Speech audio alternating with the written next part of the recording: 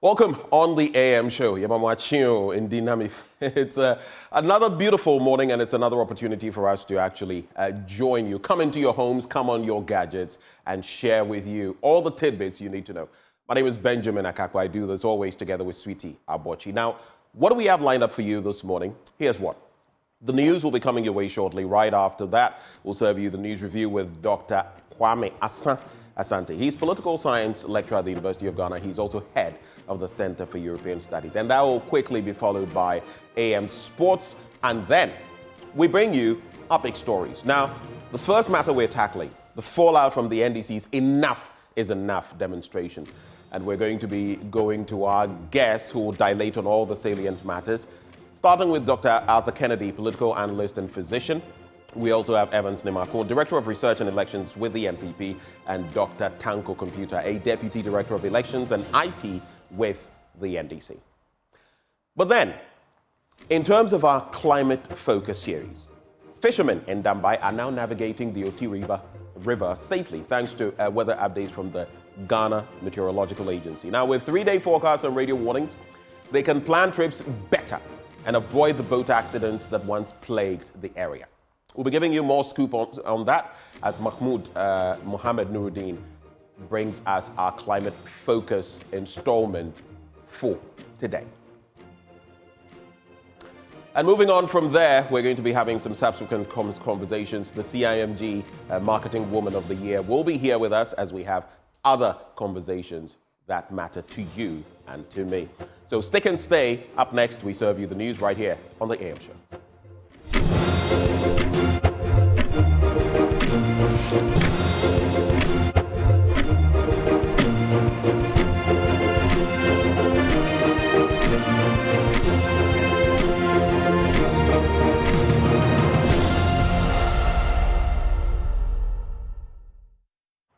Welcome aboard the AM show. This is the AM News. Let's get into the details. The NDC minority in Parliament has served notice that they will move for the recall of Parliament to look into the demands by the opposition National Democratic Congress in their call for a forensic audit into the 2024 voters register.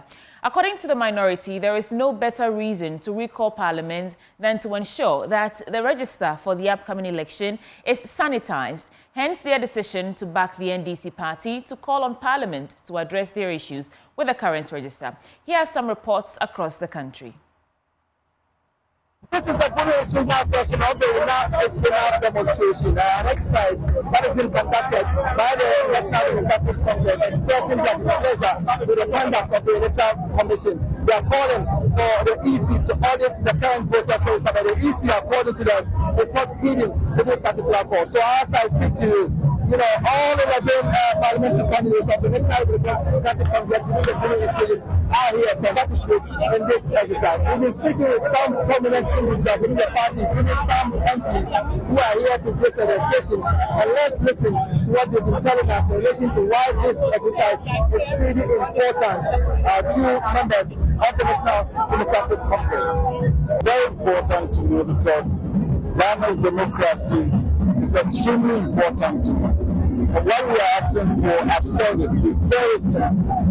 We just need a transparent election. We need an independent audit. We need something that will let people trust in our democracy. So we are calling the EC, we are calling the American Embassy, we are calling the EU. Everybody that matters in Ghana should come out and tell these people to at least understand what we are asking for. So this morning, the National Democratic Congress here in the Upper East region joined the rest of the party across the country to demonstrate in what is now known as the Enough is Enough demonstration. Thousands of supporters and party loyalists here in the region poured out in their numbers. They were on the streets, they marched through the principal streets of the capital, Katanga.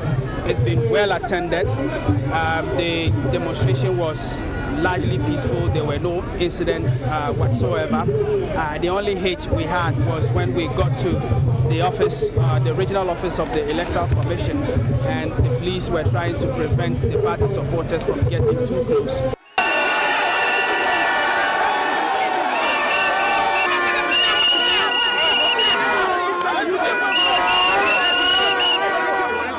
the agreement between the party and the police was that they will present a petition in front of the office of the Electoral Commission, and they will not be allowed into the premises. It took a while, but they were able to calm the party supporters down, and the party presented their petition. We also had various leaders, particularly the members of parliament of the party, addressing the party supporters. Agreed to publish the findings of the forensic audit, not to go and put it on the shelves. 4, re-exhibit the register after the forensic audit. The NDC further demands 5 days re-exhibition of the provisional voter register after the forensic audit. This year, we are not going to court. We will not go to court. They have packed the court with their judges, so we will not go to court. What we are calling for is forensic auditing of the register. And if we win, we have won. And this is going to win. Go boy! Go boy! We have seen names in excess of 300,000 being added to numbers we know were far fewer as voters who are transferred. We have instances where people were transferred out of their polling stations without their knowledge. We have instances where people were transferred more than twice. For the supporters of the NDC who joined this demonstration here in the Upper East. NDC supporters defied the heavy downpour and poured out in their numbers to protest against the EC. Those who could not join the protest stood on the shoulders of the road cheering them out. Some of the slogans that were heard were Sheko Shebe Katidago, which literally means you either step down or we push you out. Some of the placards read enough is enough. Audits are registered. We want free and fair elections, among others. Speaking after the presentation of the petition, the Northern Regional Chairman of the NDC, Adolf Ali, said if other constituencies in the MPP presidential elections had scrutinized their results properly, they would have found similar irregularities that annulled the Wallo.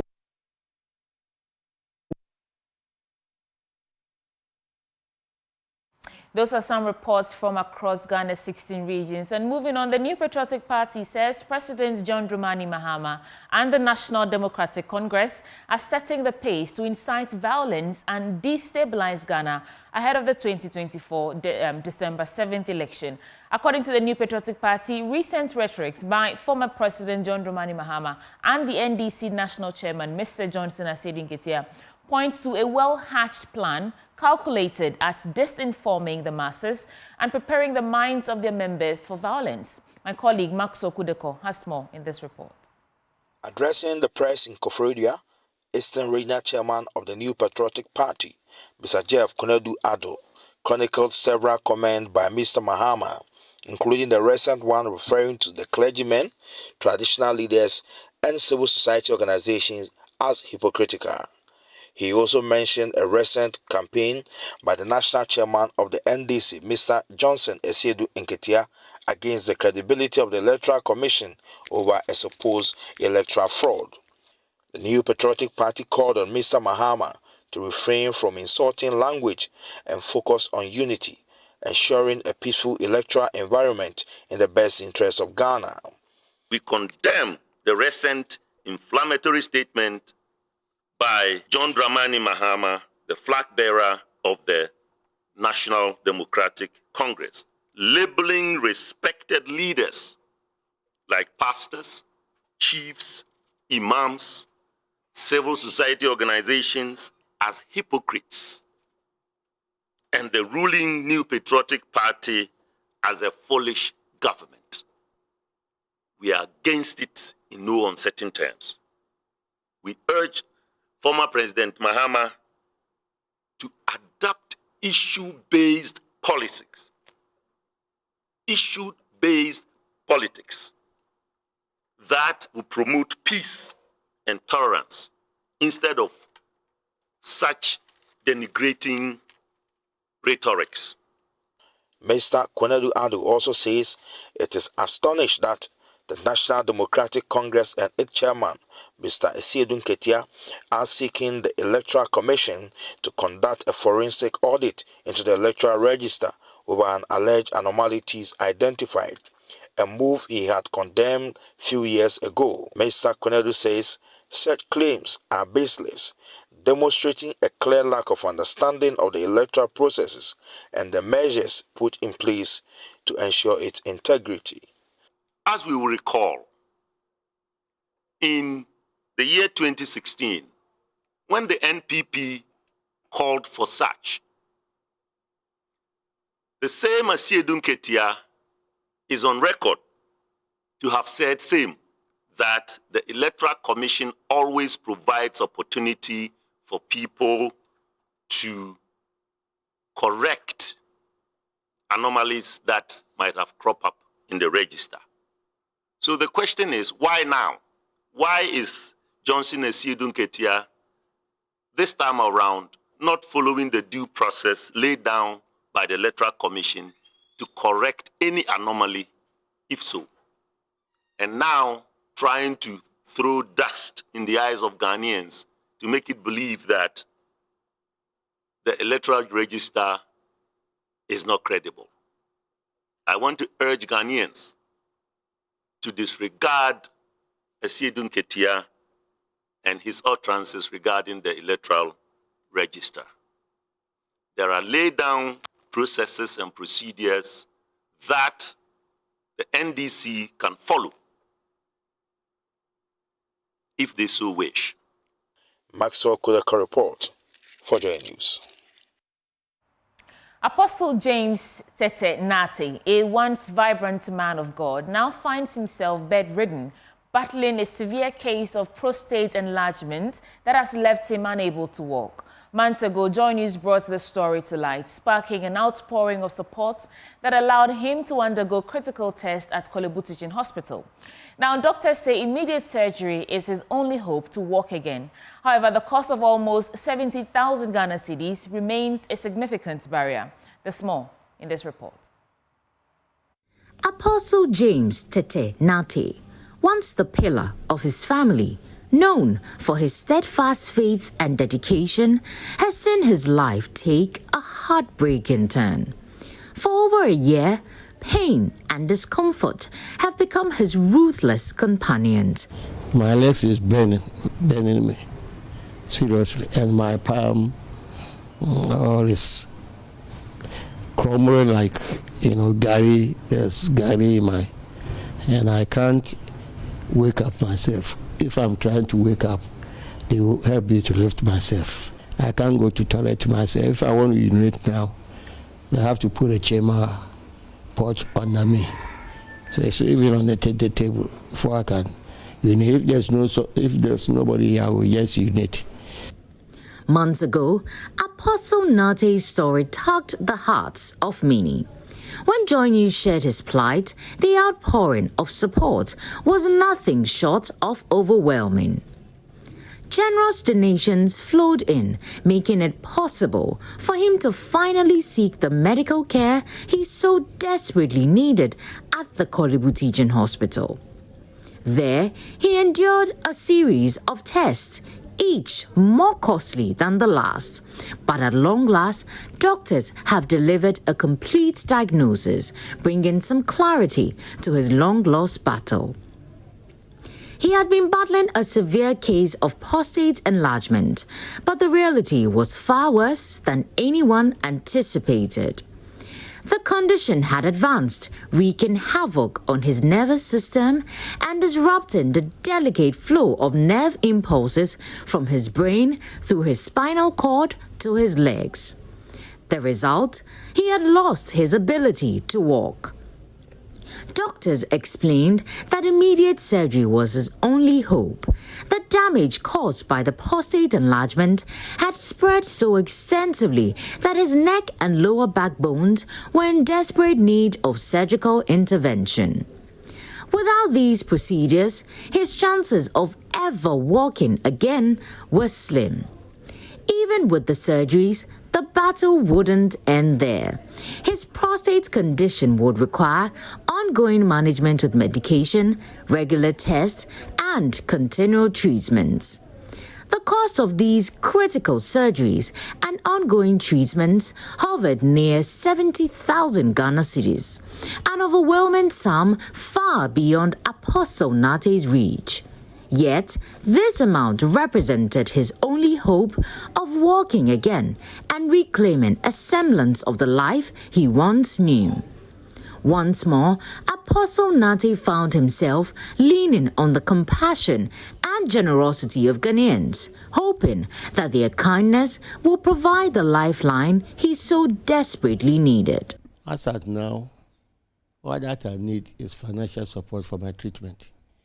Because of this sickness, I've sold my own car. You see things that I've sold to treat myself.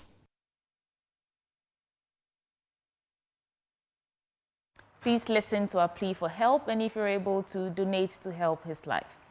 Moving on, more Ghanaian youth are being encouraged to be innovative and integrate technical and vocational education and training, that is TVET, into various aspects of their lives. This call is coming at a time many youth are being empowered and equipped with the skills and knowledge to take TVET more seriously to broaden their horizons. Educat Ghana program drives this agenda on behalf of German Industry and Commerce in partnership with the Ghana TVET service. There is more from the Educat Ghana 2024 event in the following report.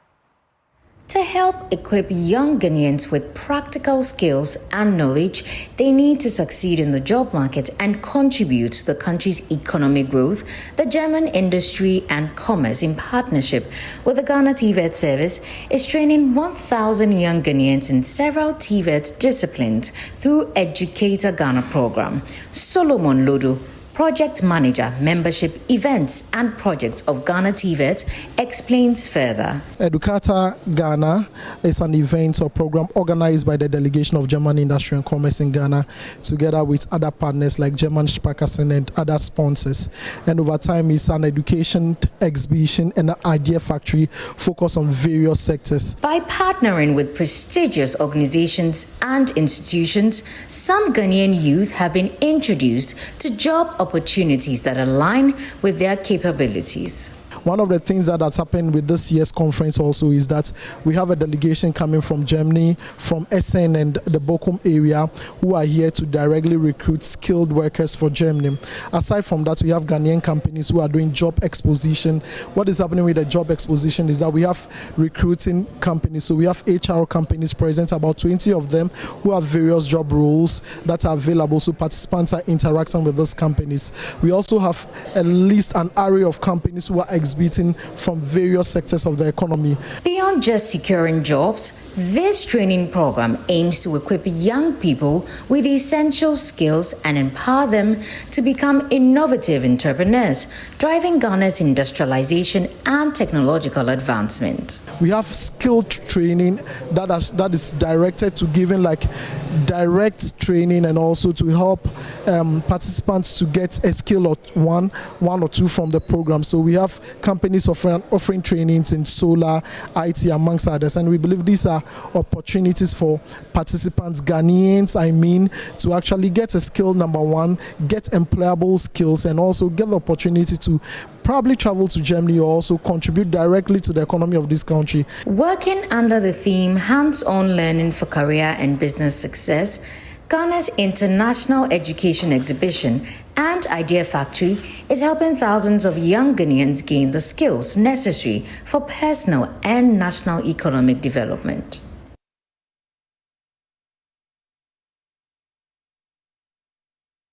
Ghana Communication Technology University has entered into an MOU with Aqua Group, a holding company involved in real estate, entertainment and beverages. This will help improve the GCTU students with internships and national service opportunities, while also supplying Aqua with essential human capital to support its growth. There's more in this report. This partnership will offer GCTU students internships and national service opportunities, while providing Aqua with critical human capital for its growth. GCTU faculty will also offer advisory services to Aqua. Alongside the MOU, a 6-month service management advisory agreement was signed, where Aqua will donate 12,000 Ghana cedis monthly to the Vice Chancellor Research Support Fund from September 2024 to February 2025. GCTU staff will train Aqua employees and participate in monthly reviews of Aqua's performance.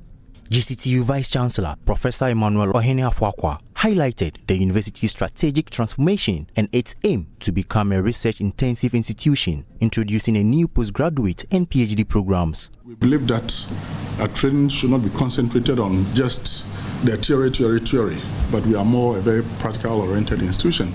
And that cannot be done by ourselves alone if we don't manage to bridge the gap between the industry and ourselves, so that we get our students, whilst we are training them, they'll get opportunity to go to the industry where their services and their skills will be required after school, to get hands-on experience and to be able to get themselves in readiness for the world of work.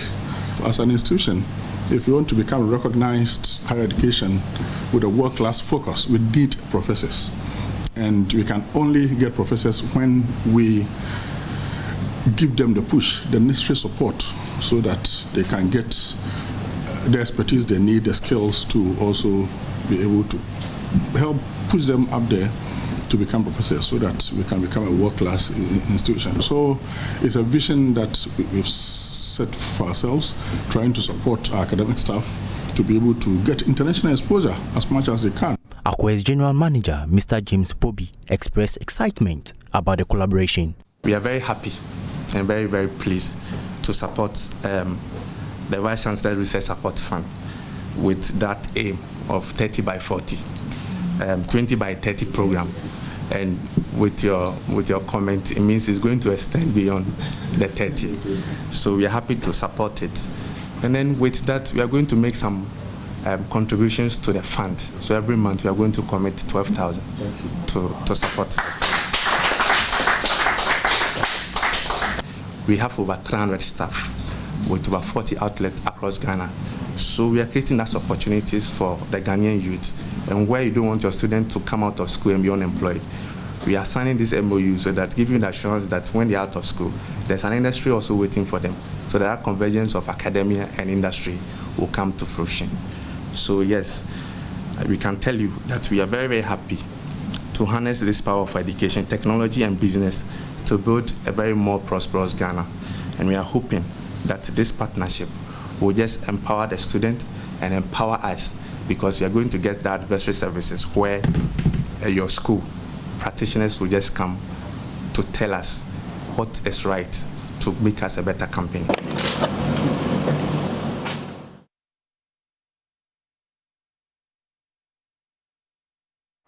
The Boku West District of the Upper East region erupted in jubilation as Joy News Impact Makers Awards honoree Samuel Nana Bekai Director returned home to officially present his award to the people he has dedicated his life serving.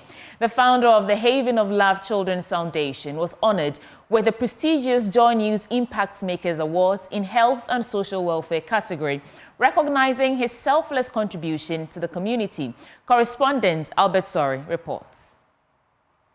Samuel Nana Bekai Jirako's journey began in 2015 during his national service, where he developed a passion for giving back to the community. He mobilized friends to embark on various projects, eventually establishing the Haven of Love Children's Foundation in 2018. The foundation has since dedicated itself to community service, especially in organizing yearly health screening exercises and eventually becoming a beacon of hope for the less privileged in the Boku West and surrounding districts. Samuel was nominated for the Joy News Impact Makers Awards and in June this year was honored in the Health and Social Welfare category at the awards ceremony. The award opened doors to collaborations between the Haven of Love Children's Foundation and other organizations, and Samuel stayed in Accra building connections. He has finally returned home to Zebila to officially present the award before the people he has served through the Haven of Love Children's Foundation. The people of the district gathered to celebrate their hero.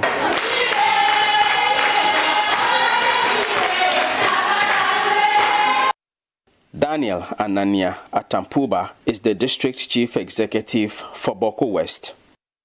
This Joy News Impact Makers Award was something that came about as a result of individuals, organizations touching lives of vulnerable people in society, touching lives within communities. And I'm not surprised that Heaven of Love was judged as winner on social services and health because they have impacted so much in my district.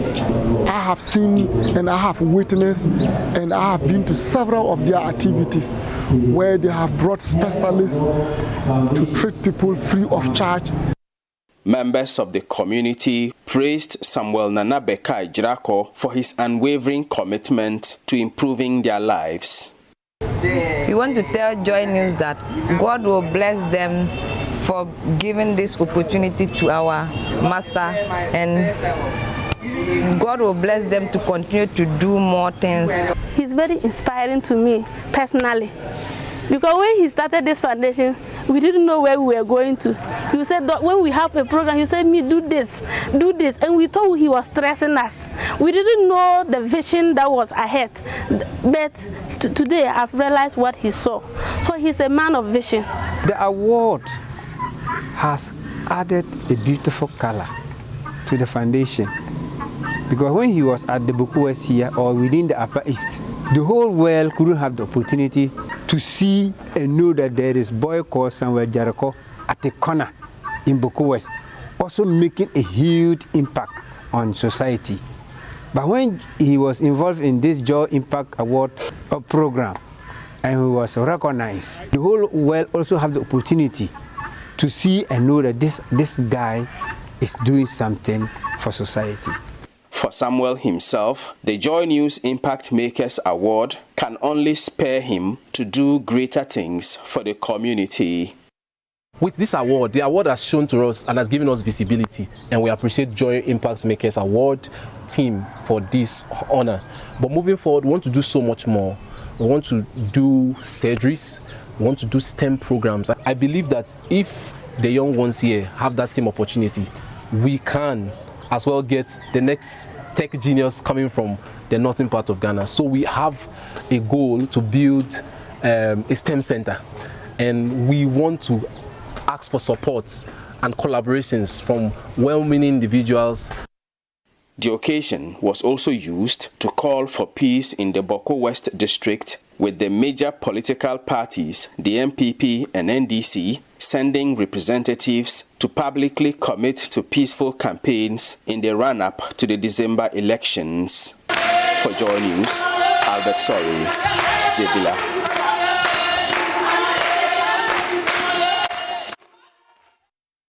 Congratulations again to Samuel Nana Jirako, a Joy News Impact Maker. On that note, Benjamin Nakakbo is standing by to serve you business update. Into it, the Bank of Ghana has increased the single obligor limit of financial institutions to 25% to aid in lending to the agricultural sector. Now, according to the governor of the Bank of Ghana, Dr. Ernest Addison, this is to improve lending to the sector and ensure food security. He was speaking at the 5th anniversary launch and rubber value chain conference of Ghana incentive-based risk-sharing systems for agricultural lending, that is GIRSAL.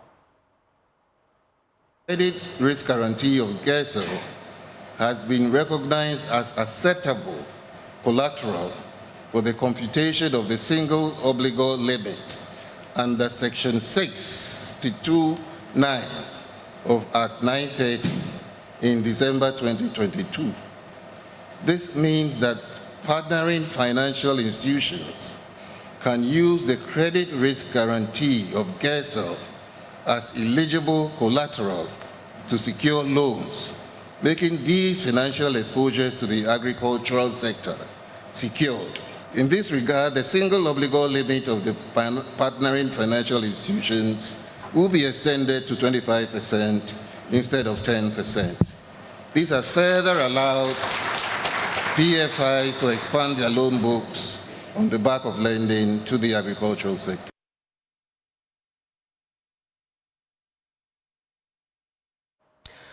Now, the Minister for Public Enterprises, Joseph Kujo, has emphasized the need for increased investment in the operations of the Ghana National Gas Company to enhance its operations.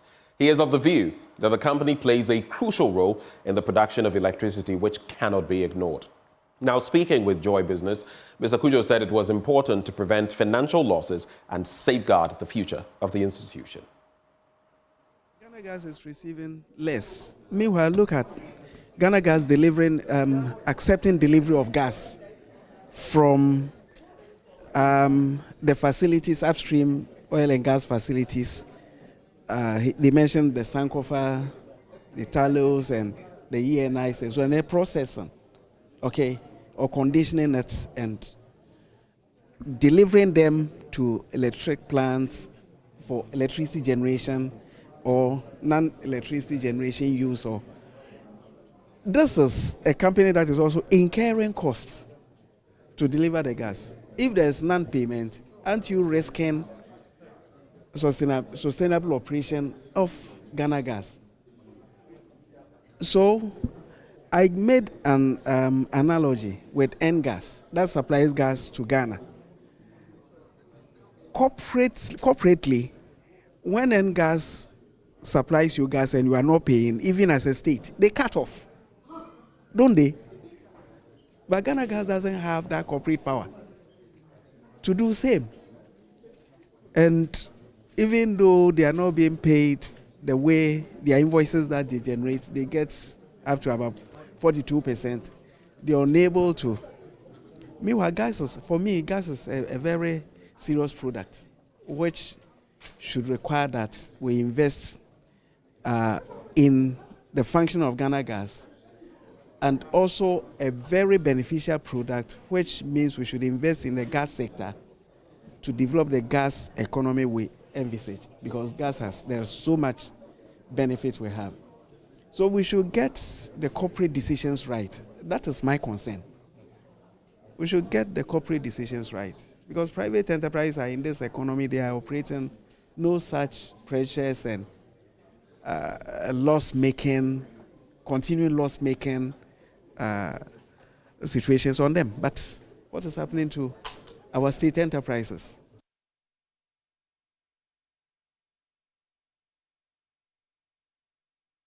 Let's zoom now into our currency market for today.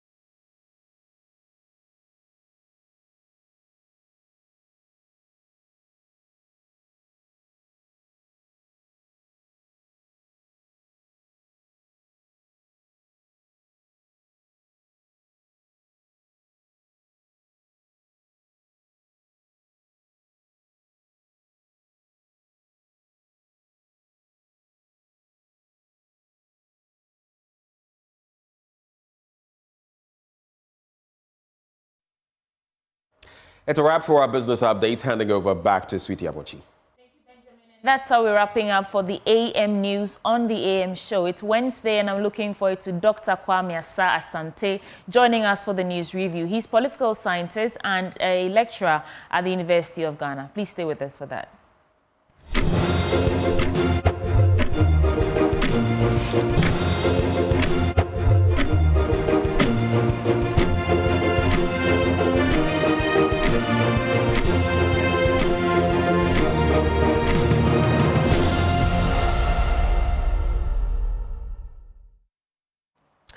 Welcome back. It's the AM Show. It's the black and, what color is this today? I'm looking in the camera rather than at her. Is this mauve? Is this a shade of, some would say it's violet? Is it, which one is it? Or you'll tell me it's pink. It's pink. It is? Oh, Benjamin. It doesn't look it. It's pink. But you know mauve, right? It's as pink gets. Do you know mauve? I know mauve. Okay. Mauve is like a combination of violet, like a lighter shade of violet and a bit of pink splashed in there, right? More like maybe lavender in there as well. Yeah, this is pink, guys. Don't listen to Benjamin. Welcome aboard the news review segment. And, well, guess who joins us this morning? It's a Wednesday morning. Dr. Kwame Asanti, political scientist, also director of the Center for European Studies.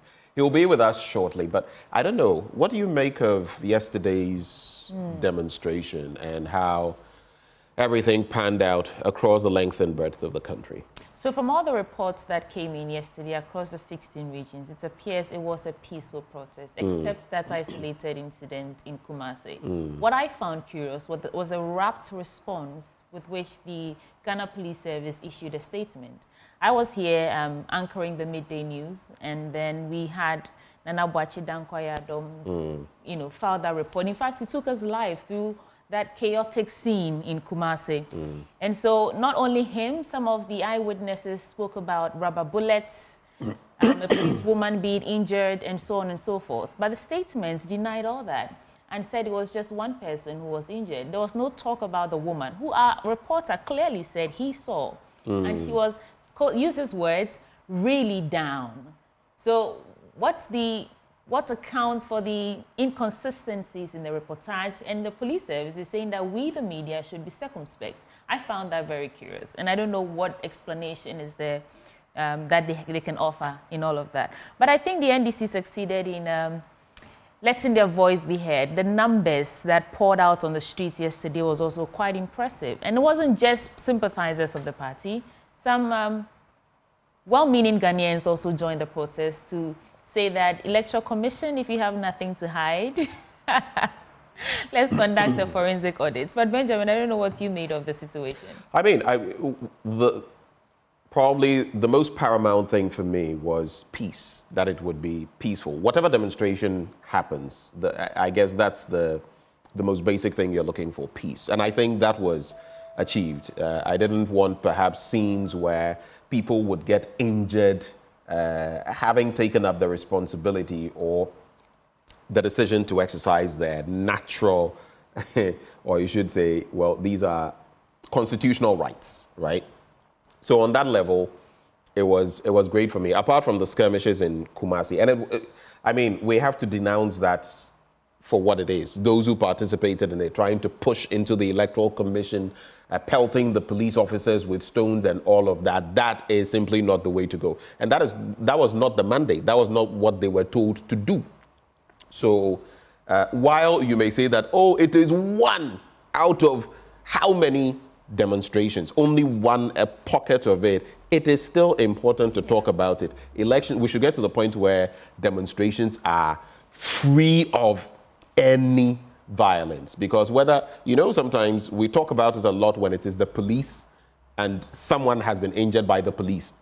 In the same way, if a police officer is also injured through the pelting of stones by some of these people, we must be vociferous on it, so that we have to get that psyche where demonstrations can be peaceful, you make your point, you present your petition, you go home. In fact, the group in Accra demonstrated that they were walking quite lackadaisically, just taking a sweet time to get there, making stops intermittently. At some point, Maxwell Agwagwa was reporting and showed us how the police were waiting on the people to move. And Sami Jemfi was saying that it's a demonstration. We are just going to present a petition. We don't need to rush there for any reason. So absolutely, peace is the goal.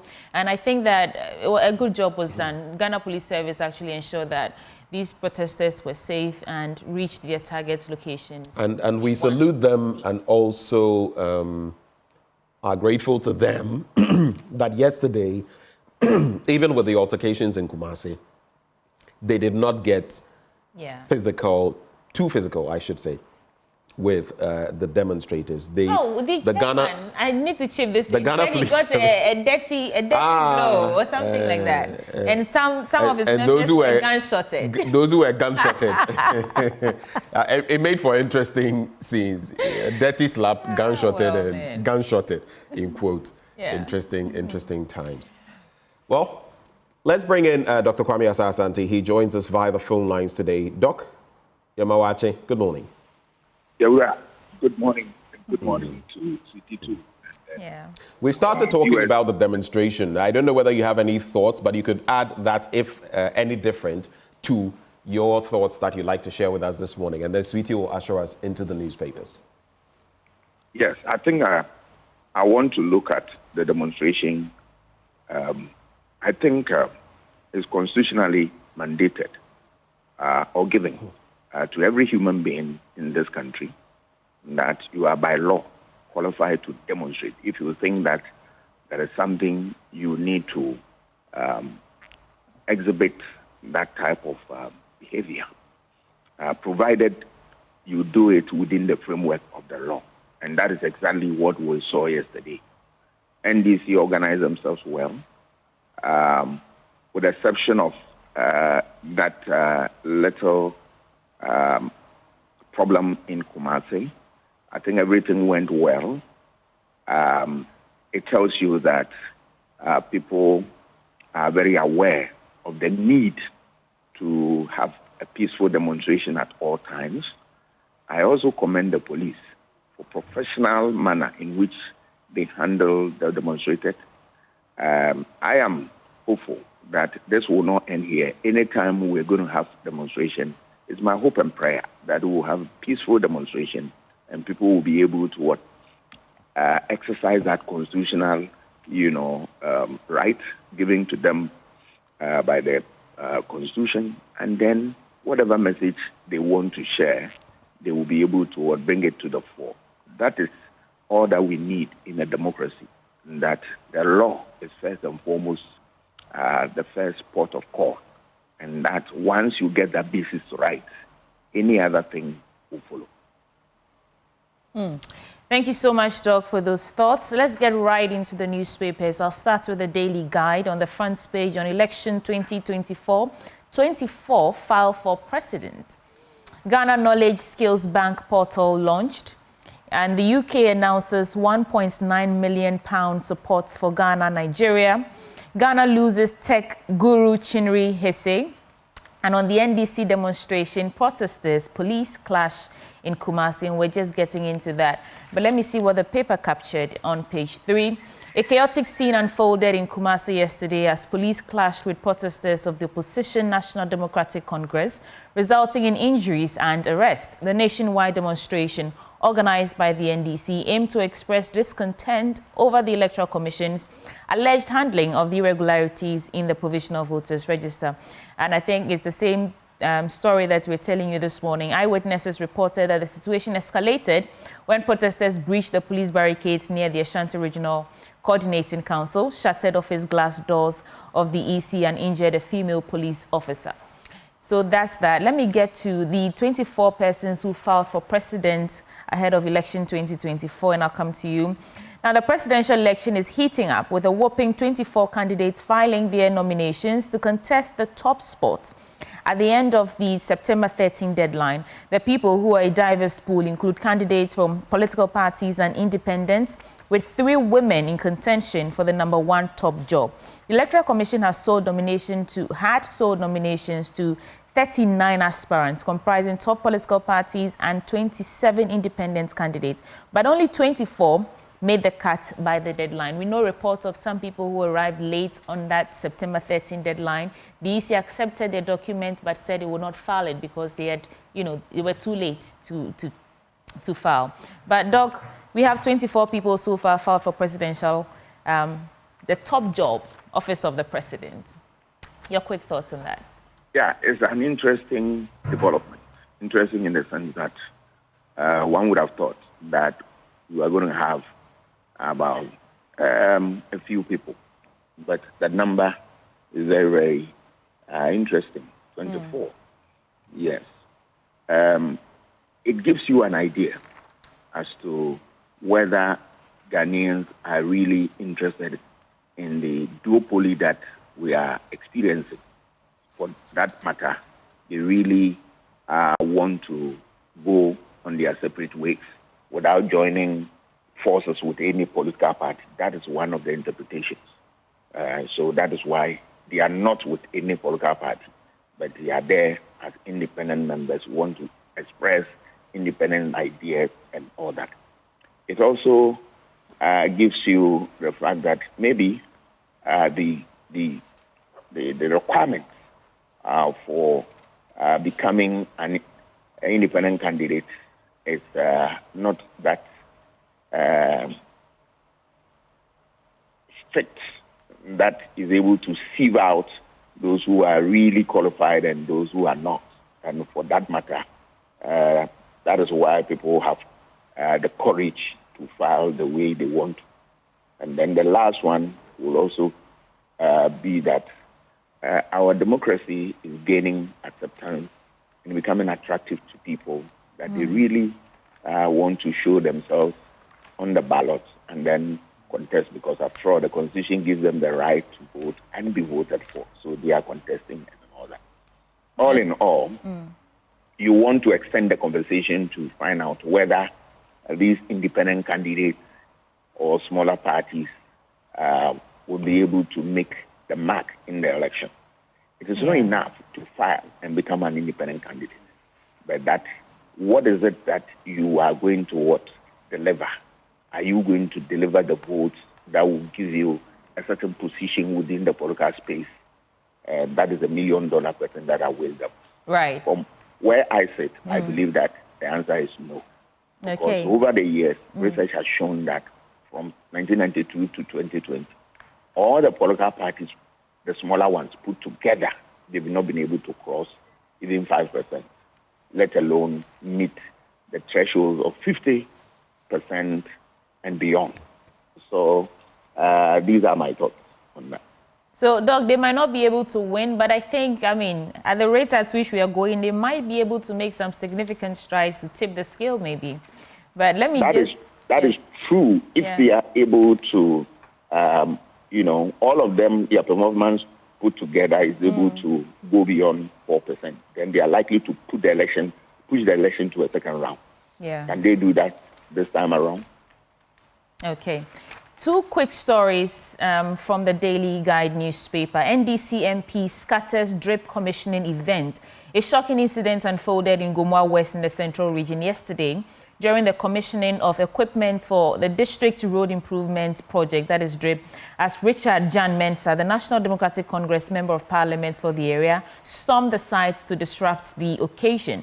Leading an army of party supporters, the MP allegedly pulled out a gun and hit one of the operators on the forehead with a butt. The altercation allegedly began over disagreement about displaying NPP parliamentary candidate Bismarck Inkum's images on the newly commissioned drip machinery. And this is like the third incident that we're, catching wind of, about the pictures of either the president, the vice president, or parliamentary candidate or member of parliament on this drip, these equipment that are supposed to be for the local residents and for the use of the communities. If it's for us, I mean, I get that it's an election year, and so it's also part of their strategy to show you that they're doing something. But should we really be displaying photos and party flags and paraphernalia, on equipment that is supposed to be for residents in this politically charged environment or climate that we are in? Doug? Yeah, that is exactly what we refer to as incumbency abuse. If you are going to do something on behalf of the people, there's no point, displaying your party symbols on them. Then you will anger the other groups in the sense that their money has gone into that thing. And why, at this point in time, you want to advertise it for one political party, leaving the rest of the people who contributed to making of the thing. These are some of the aberrations in the campaign, and we believe that going forward, the political actors will take note and act rightly. We don't want incidents in the campaign. We want campaign driven with ideas, driven with what? Solutions and all that. That is all that we need. So violence and then irregularities, they undermine the democratic process. And more so, they affect what? Or they throw away the free and fair election. Free and fair election, we are talking about elections devoid of irregularities.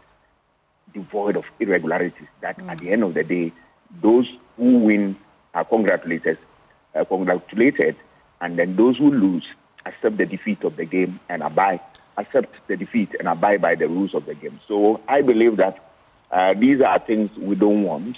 we want incident-free election that is devoid of all these things, so that we don't throw away the free and fair nature of the election. Thank you, Doug. Benjamin. Well, let's get into some other stories, and I'll start with the Daily Graphic newspaper. Galamsey fight government labor meeting fruitful. Information Minister discloses. Ghana Knowledge and Skills Bank launched. There is also Fishers want Premix fuel subsidy removed. That's according to a study. Thousands of NDC faithful press demand for voters register audit. So let's start from the very start. The ad hoc ministerial committee set up by the president to address illegal mining in the country has assured members of the public that a lasting solution will be found to tackle the challenge head-on. This followed a crunch meeting with organized labor yesterday, with which the Minister of Information, Fatima Abubakar, described as very fruitful and encouraging. The almost 3-hour meeting was attended by the Minister of National Security, Albert Kandapa, who leads the committee, Lands and Natural Resources Minister Samuel Abu Jinapo, or is it Abdullahi Jinapo? Sometimes I get it twisted. So Samuel Jinapo. Defense Minister Dominic Nito, Employment, Labor Relations and Pensions Minister Ignatius Bafwewa, and the Information Minister. Although the meeting was held behind closed doors, a highly placed source told the Daily Graphic that representatives of organized labor reiterated previous demands to tackle the Galamsey menace, which included a ban on all forms of small-scale mining, declaration of state of emergency, and reforms to some mining laws. Those are some of the pertinent details from that story. On the international front, Mali says, we've thwarted terrorist attack. 4 Namibian children have been trapped in a freezer, and unfortunately, they are dead. They are aged between 3 and 6. There's also Fishers want Premix fuel subsidy removed. The start of the story is on page 13. Let me quickly go there. About 91% of fishers sampled across the coastal communities have agreed to the total removal of subsidies on Premix fuel meant to ease the burden on them. According to preliminary findings of the study, the fishers maintain that the government should rather channel the funds used for the subsidies to provide alternative livelihoods for young people across the fishing communities. Also, per the findings of the study conducted by the Environment and National Resource Research Initiative, the current regime had created a system where the product was diverted or hoarded for the benefit of a few people, rather than making it accessible to many artisanal fisher folk, and for that reason must be deregulated to promote fairness and equality in the market. And that's the thrust of that. The final bit I'll look at, thousands of NDC faithful press demand for voters register audit. We've already got into that story, so I'm not going to belabor that point. Any points of interest for you, Dr. Asanti, that you'd like to share? I'll look at the ad hoc ministerial committee and the work they are doing. Right. Fine, they've started well, but it is my hope that they will be able to look at the problem in detail and find lasting solution now. I don't want to see a situation where they drag their feet only for the election to pass and then before they come out with something.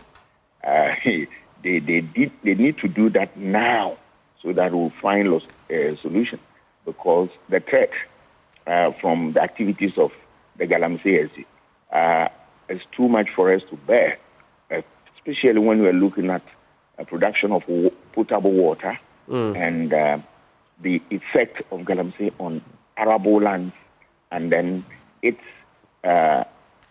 effect on agricultural production, particularly coal and the rest of them.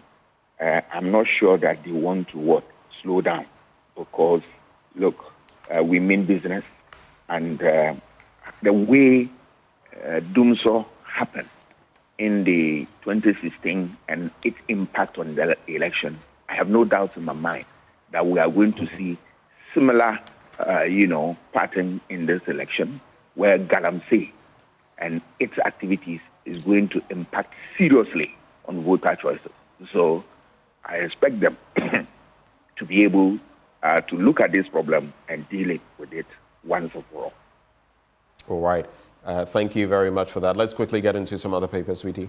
Yeah, but I just want to chip in this story on the back page of the Daily Guide briefly before I move on to the Accra Times. It says CAF chief expresses worry over teams playing away from home. And it is coming on the back of CAF's banning Ghana from hosting home matches at the Baba Yara Sports Stadium, the country's only approved venue due to the poor condition of the pitch. So we are worried about that. The Accra Times on the front page, let peace and security be your guide. Information Minister urges journalist. Mahama vows action on energy sector under NDC government. Parliament beats executive judiciary to win Best Audit Award.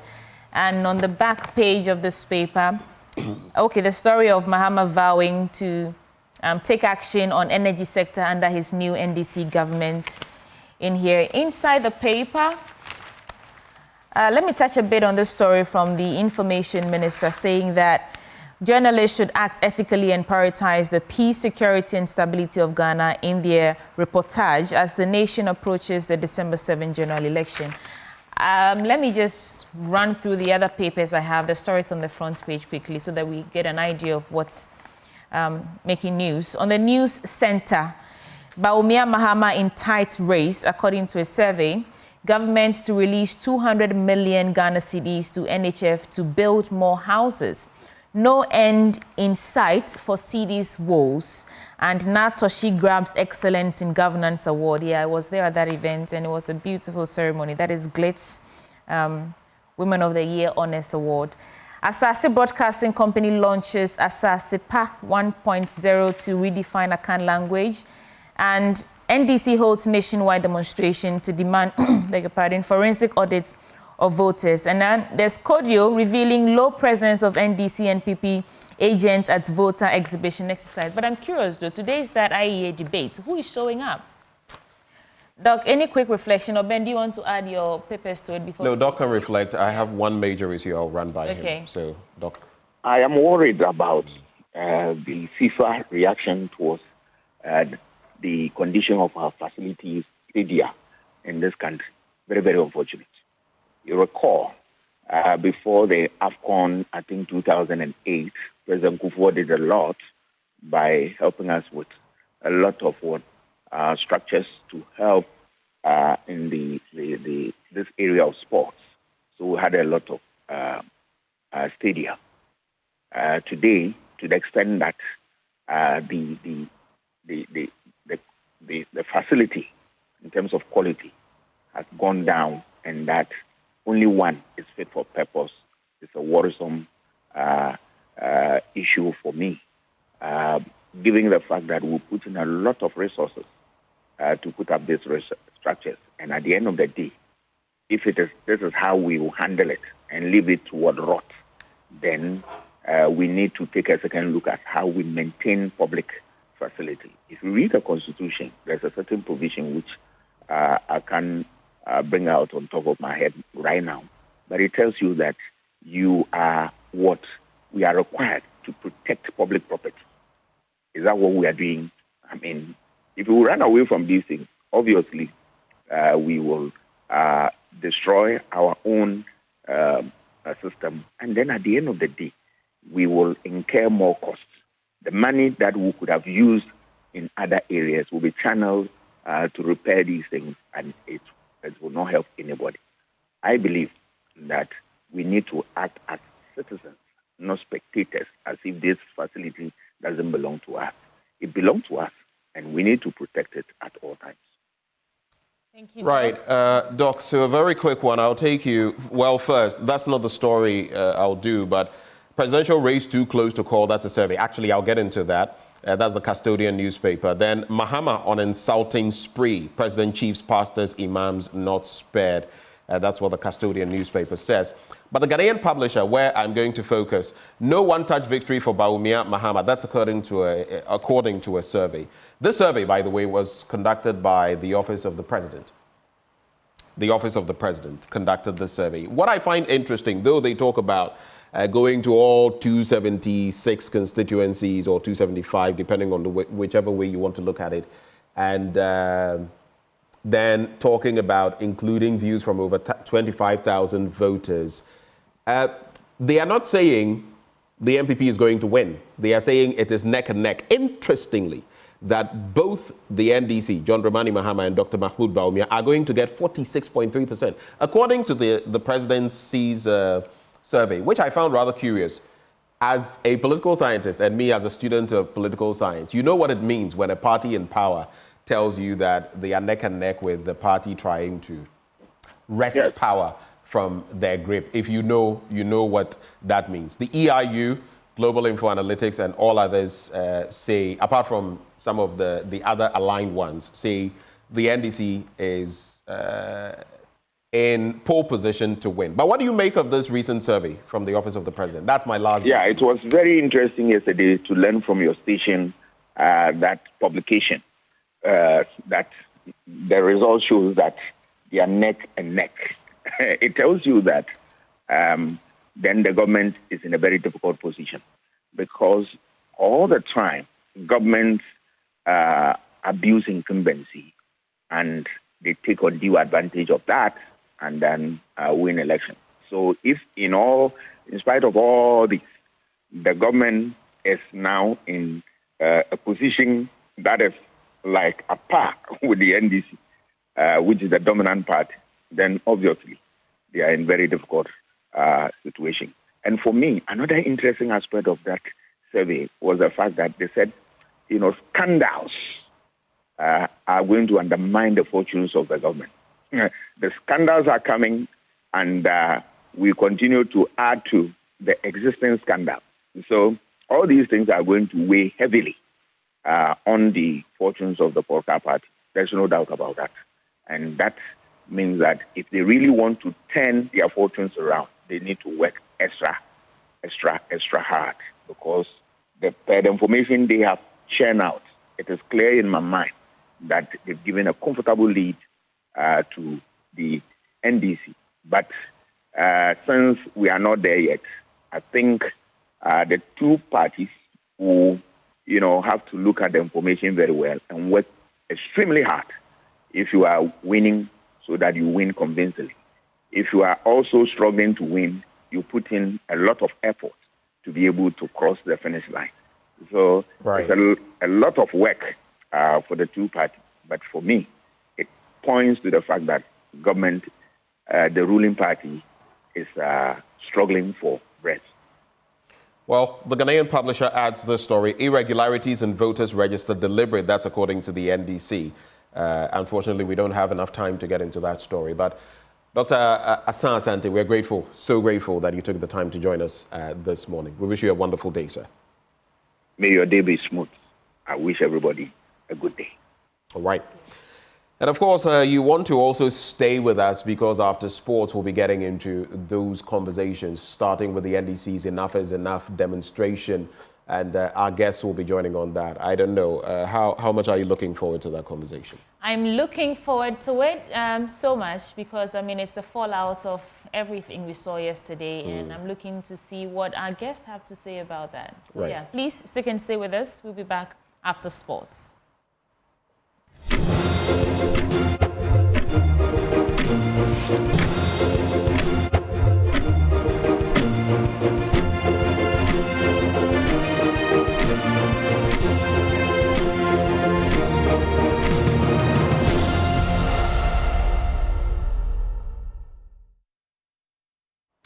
Time now to bring you sports here on the AM show with me, Muftau Nabila Abdullah. President Akufo-Addo has sacked Director General of the National Sports Authority, Mr. Doji Numekebo.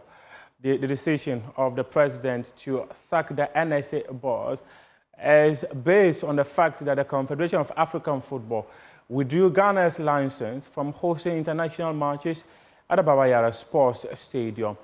You would recall that on Tuesday, Joy Sports had mentioned that the president had ordered for the sacking of individuals responsible for renting out the Baba Yara Sports Stadium for a church program that lasted for 6 days. In a meeting with the Minister of Youth and Sports, Joy Sports Intel revealed that the president had said he will hold the minister responsible if Ghana plays any of its matches outside the jurisdiction.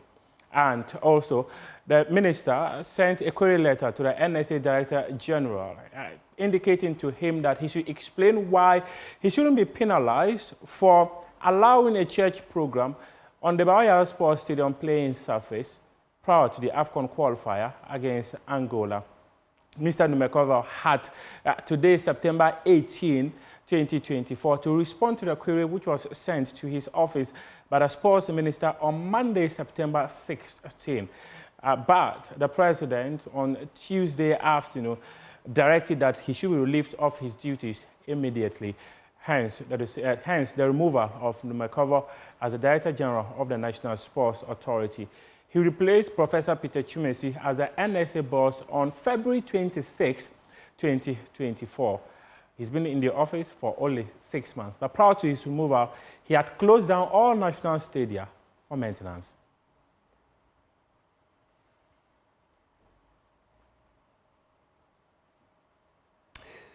Now, we move on and bring you other stories that have been happening within the local space. And this one, we are going to the camp of House of Oak. Their head coach is Watara Abubakar. Since taking charge of the job, he has lost 9 matches, won 7 and drawn 4.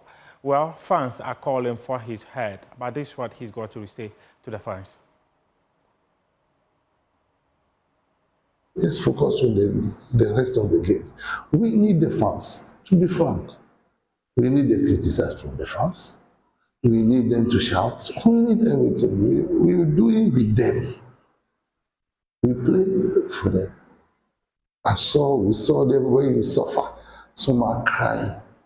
We apologize. We are going to make effort to go forward. But we are human beings.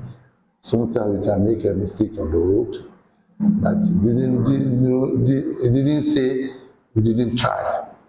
These players have confidence on my team. I know this team can deliver, seriously, but the goal didn't come. The important is the goal. We didn't score the goal. Everything is bad when you didn't get that goal. But when you score, but it's bad, the people think, oh, it's good because we win. Sometimes we win, but the game is not good. Sometimes you lose, the game is good, but you didn't account on the ball position, we account on the goals. But I mean, we need the prayers, we need the followers to support this team. To support the boys to deliver. We can do it.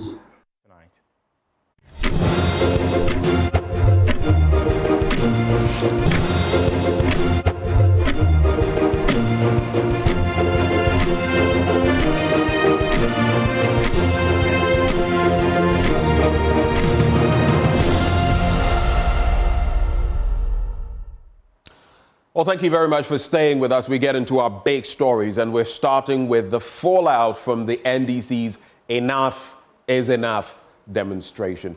I'll be introducing the guests to you shortly, but let's come, first of all, to these slides, and let's look at what the NDC has been calling for and what their position was at the end of yesterday's demonstration. So we start with this NDC's Enough is Enough demonstration, key issues identified by the NDC. Let's quickly walk through them. 243,540 unauthorized voter transfers, as has been, bandied about, mentioned time and again. 15,000 plus unidentifiable voter transfer parts, that is potential issues with fake registrations. Then 3,957 voters in the 2023 register deleted from the 2024 provisional register due to transfers. I'm going quicker because we've already taken a look at this from yesterday. And then 2,094 voters transferred to different polling stations, but not listed in the absent voter list as required by law. So these voters could be in limbo, in a maze, lost when it comes to identifying where they are to vote. But then they also talk about the EC's delayed transparency, that the EC can be transparent, but they are intentionally delaying it. That is the standpoint of the NDC. And admissions by the EC of manipulation. That is how the NDC sees this. Well, let's go into the other slides and examine some other matters as raised. Now, The grounds for the petition: failure to provide provisional voters register in time for scrutiny. So they say it didn't come in time for proper scrutiny. That is one. Discrepancies in the voter transfers. That's another one, linked to what we've already seen. Unidentifiable and missing voter data. So some can't be identified, others are completely missing, per what the NDC is saying. And then premature nomination process based on provisional register. So they are also saying, you know, the EC and the MPP have accused the NDC of acting prematurely. They are also saying that there has been premature nomination process based on provisional register. But let's get into subsequent slides and find out what more the NDC has been saying. They also point to the Electoral Commission's admission of irregularities and the EC's rejection of transparency measures. You know, they've been calling, for example, for that external forensic audit. And they say if the opposition then, now in power, could call for it ahead of 2016 with the now Electoral Commissioner, the current Electoral Commissioner, I mean, Jean Mensah, you know, also delving into this, jumping into the fray as head of the IEA, then what has changed? That is the standpoint of the NDC. Next slide. Now, if you look at the demands, one, they are talking of an independent forensic audit of the voters register and its IT system. And of course, we have an IT representative of the NDC in the studio. He will break down what exactly they mean by that. Then, to convene stakeholders for collaboration and agree to publish the findings of the forensic audit. So they want stakeholder consultation and they want this audit to be conducted and a report also published on it. Then re-exhibit the voters register after the forensic audit. In other words, when the so-called corrections are made, then re-exhibit so that we can confirm and that ordinary voters can go out there and check whether the remedies have actually fed into that voters register. Next slide. Again, review and correct all unauthorized transfers per law, as they have cited that the transfers must be authorized. They must be in accordance with the law governing elections and the voting process. Adopt a revised timeline for electoral activities, and I think I'll be asking more on that of the NDC's representative in the studio. And then institute accountability and integrity measures. These are all calls that the NDC is making, demands they are making. Next slide. And then we wrap with what Dr. Cassiel Latto-Forson, the minority leader, has been saying. He was in the thick of things yesterday. We spoke to him from the Obra spot, and some of what he had to say. We believe that the voters register must be audited. The level of tampering we've observed so far makes it impossible, note the word, impossible, to proceed without a proper review. This audit will help us understand the extent of the issue and fix the system. If we have to recall Parliament, then we will. And recall that yesterday, there was that presentation of a petition to Parliament as well. The majority leader, Alexander Afenyo-Markin, was there. Dr. Cassiel Latto-Forson was also there, among others, coming together, apart from the petitions that were submitted at the Electoral Commission. Also note, Chairman of the party, Johnson Esiedun-Ketia, has said that the irregularities, a lot of the irregularities in the voters register by the EC are intentional. Those are the words of the chairman of the NDC. But what does this mean for election 2024? Stick and stay. When we return after the break, our guests, Dr. Kobina Arthur Kennedy. He is a political activist, a political analyst, I should say, and physician. Of course, he's a stalwart of the MPP as well. Evans Nimako is Director of Research and Elections with the MPP. And from the NDC's end, he will have a lot of explaining to do to us this morning. Dr. Tanko Computer, Deputy Director of Elections and IT with the NDC. We'll be right back, getting you into the salient matters in the studio. Stay.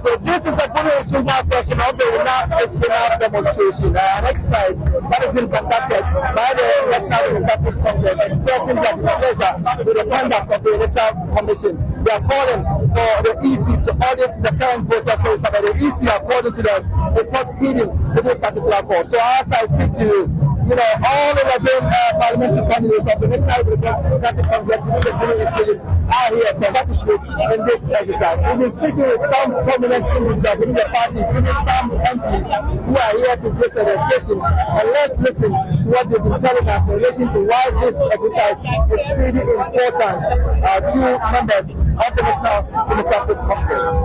Very important to me because the NDC supporters defied the heavy downpour and poured out in their numbers to protest against the EC. Those who could not join the protest stood on the shoulders of the road cheering them out. Some of the slogans that were heard were Sheko Shebe Katidago, which literally means you either step down or we push you out. Some of the placards read enough is enough, audits are registered, we want free and fair elections, among others. Speaking after the presentation of the petition, the Northern Regional Chairman of the NDC, Adolf Ali, said if other constituencies in the MPP presidential elections had scrutinized their results properly, they would have found similar irregularities that annul the Wallo.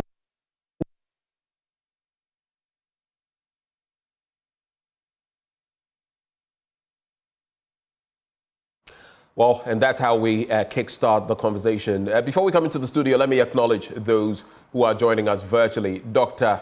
Kwabena Arthur Kennedy. Dr. Arthur Kennedy, a very good morning to you, sir.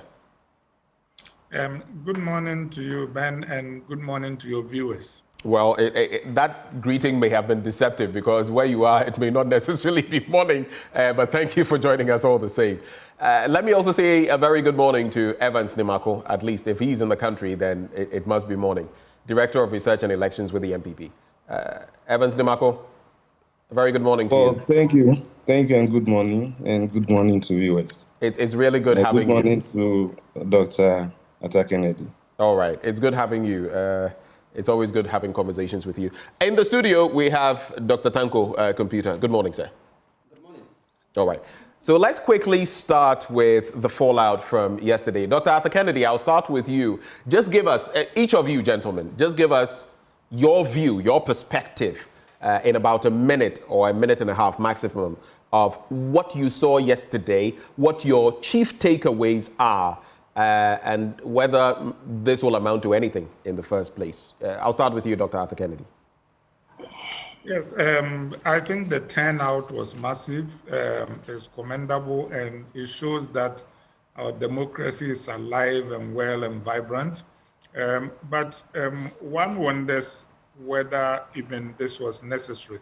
The demand are so straightforward that I am surprised that we go through this quadrennial exercise of having the opposition party have to demand for transparency and some of these things that are very commonsensical. I think that maybe we need to find a way of enshrining this in law so that we don't have to go through this and then see the hypocrisy of political parties supporting these changes when they are in opposition and opposing them strangely when they are in government. Those are some interesting thoughts you have put forward. You are even asking, was it necessary? What is your thinking on the matter, Evans Nimako? A deepening of our democracy, or maybe in the words of Arthur Kennedy, unnecessary if we had done the right things?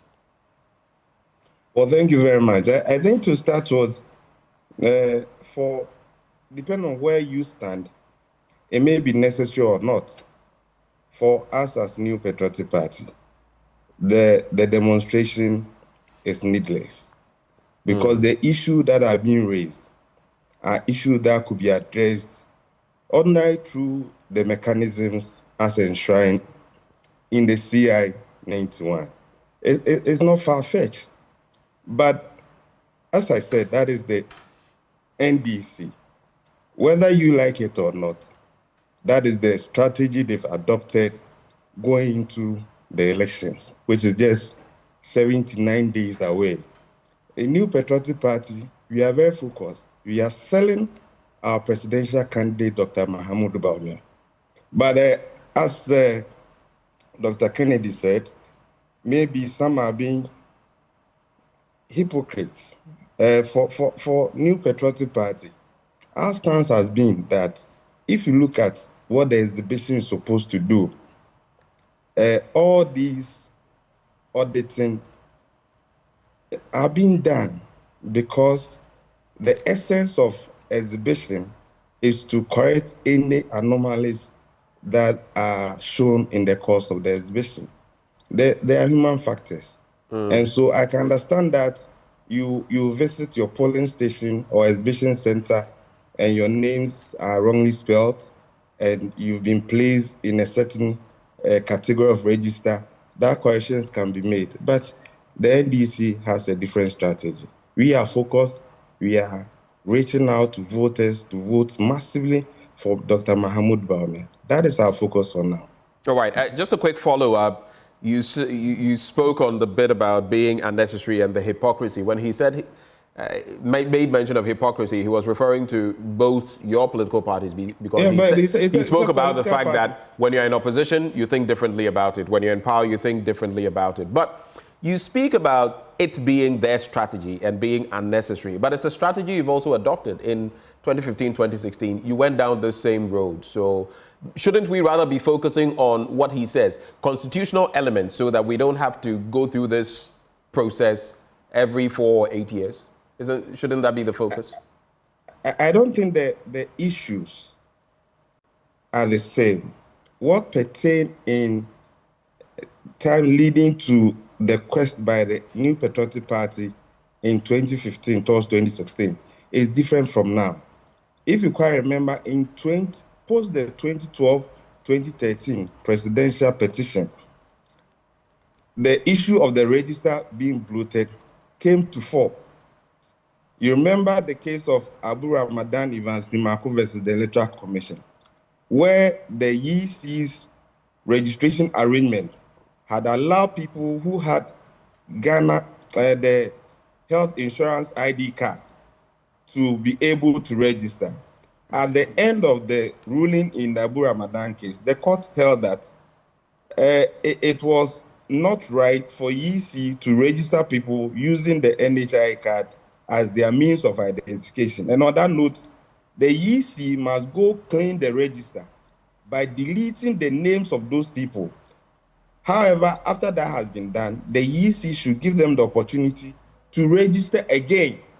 And so that was years preceding the demand of the New Patriotic Party then that, in that case, that something deliberate must be done to the register so we can have a credible register for the 2016 elections. In fact, so in other words, what you're saying is different strokes for different folks. It was relevant then, but now it's not relevant, right? That's what you're saying. No, that's not the point. When the Justice Crab Committee sat, at the end of their engagement with key stakeholders, they came out that over 580,000 people were in the register who were not supposed to be there, but recommended to the EC to go and clean its register. And so it wasn't an external body that was being invited into the frame to define what should be credible and what should not be credible register for Ghana. And that is the demands of the NDC. For now, they said they've identified a certain transfer of 243,500 people. They've identified another 15,000 people who have been unduly transferred. The provisional register was generated by the EC. Okay, I think the initial comments have been made. I don't want us to get too much into the thrust of it. I was just taking initial comments, but I wanted to find out on the back of what you said. Mr. Dimako, just hold for me. Let me come into the studio. Initial thoughts and reactions to what Doc and Evans have said, and Sweetie will take it over from there. So initial thoughts and then your reactions to what... Very well, very well. Let me say good morning to my friend Evans. And Dr. Atta Kennedy, and to your cherished viewers. Clearly, my friend has missed the point on the issue of what is happening currently. And I'm saying that, you see, the interesting thing is that we must be principled in this country. Principles are principles. We must go by that. You see, we cannot continue to be changing the goalposts when it suits us. We must go by it critically. Now, this call for forensic audit, this is not the first time a political party is calling for an audit of a register. This is not the first time a think tank, governance think tank, called for an audit of a register in this country. It has happened before. And I'm saying that IEA, which happens to be one of the think tanks, governance think tanks in Ghana, in October 2015, in fact, specifically 15th October 2015, at that time was led by Madam Jean Mensah. She was the executive director of IEA, had a meeting with civil society, other civil society organizations. And in the communique they issued after the meeting, stated clearly that an external body, an independent external body, should be put together to audit the register. He's saying this, Evans is saying the circumstances are different. They are not the same. No, they are the same. And even the magnitude of what we are seeing is even surpasses what happened in the 2015-2016 episode. When Madam Jean Mensah was calling this, she even went further to say, cost should not be an issue. It's there. I can read the communique for you. She said cost should not be an issue. We must audit the register. She was on the neck of the Electoral Commission, calling for this audit. At that time, the issue they were talking of was about some Togolese that Dr. Baumia, then running mate, was banding around the country, telling the whole world that Togolese are in our register because we have names like Kokuvi and Kokuga and all that. And he thinks that those names sound Togolese names, and therefore they shouldn't be in our register. They did presentation across. It didn't stop there. Their own youth organizer then, Samia Wuku, held press conference and told the whole world that their party members' names were being removed from the register in all the 10 regions, followed by their national chairman. Okay, so in all this, when the tension was a bit high in terms of calling for the audit and all that, Madam Charlotte Osei, in her wisdom, didn't say, bring those things to us. We, the commission, will sit down and look at it and analyze it and then come out with our verdict. They decided to form a body. So you see, when they are talking, that's why I'm saying women's principle. An external body was formed. Justice Crabb was not a member of the Electoral Commission. He was not a member of the commission.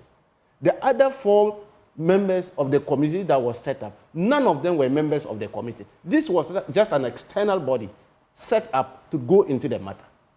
Why is it that the MPP didn't say this body is an external body, they are going to influence the position of Electoral Commission, which the Constitution says not?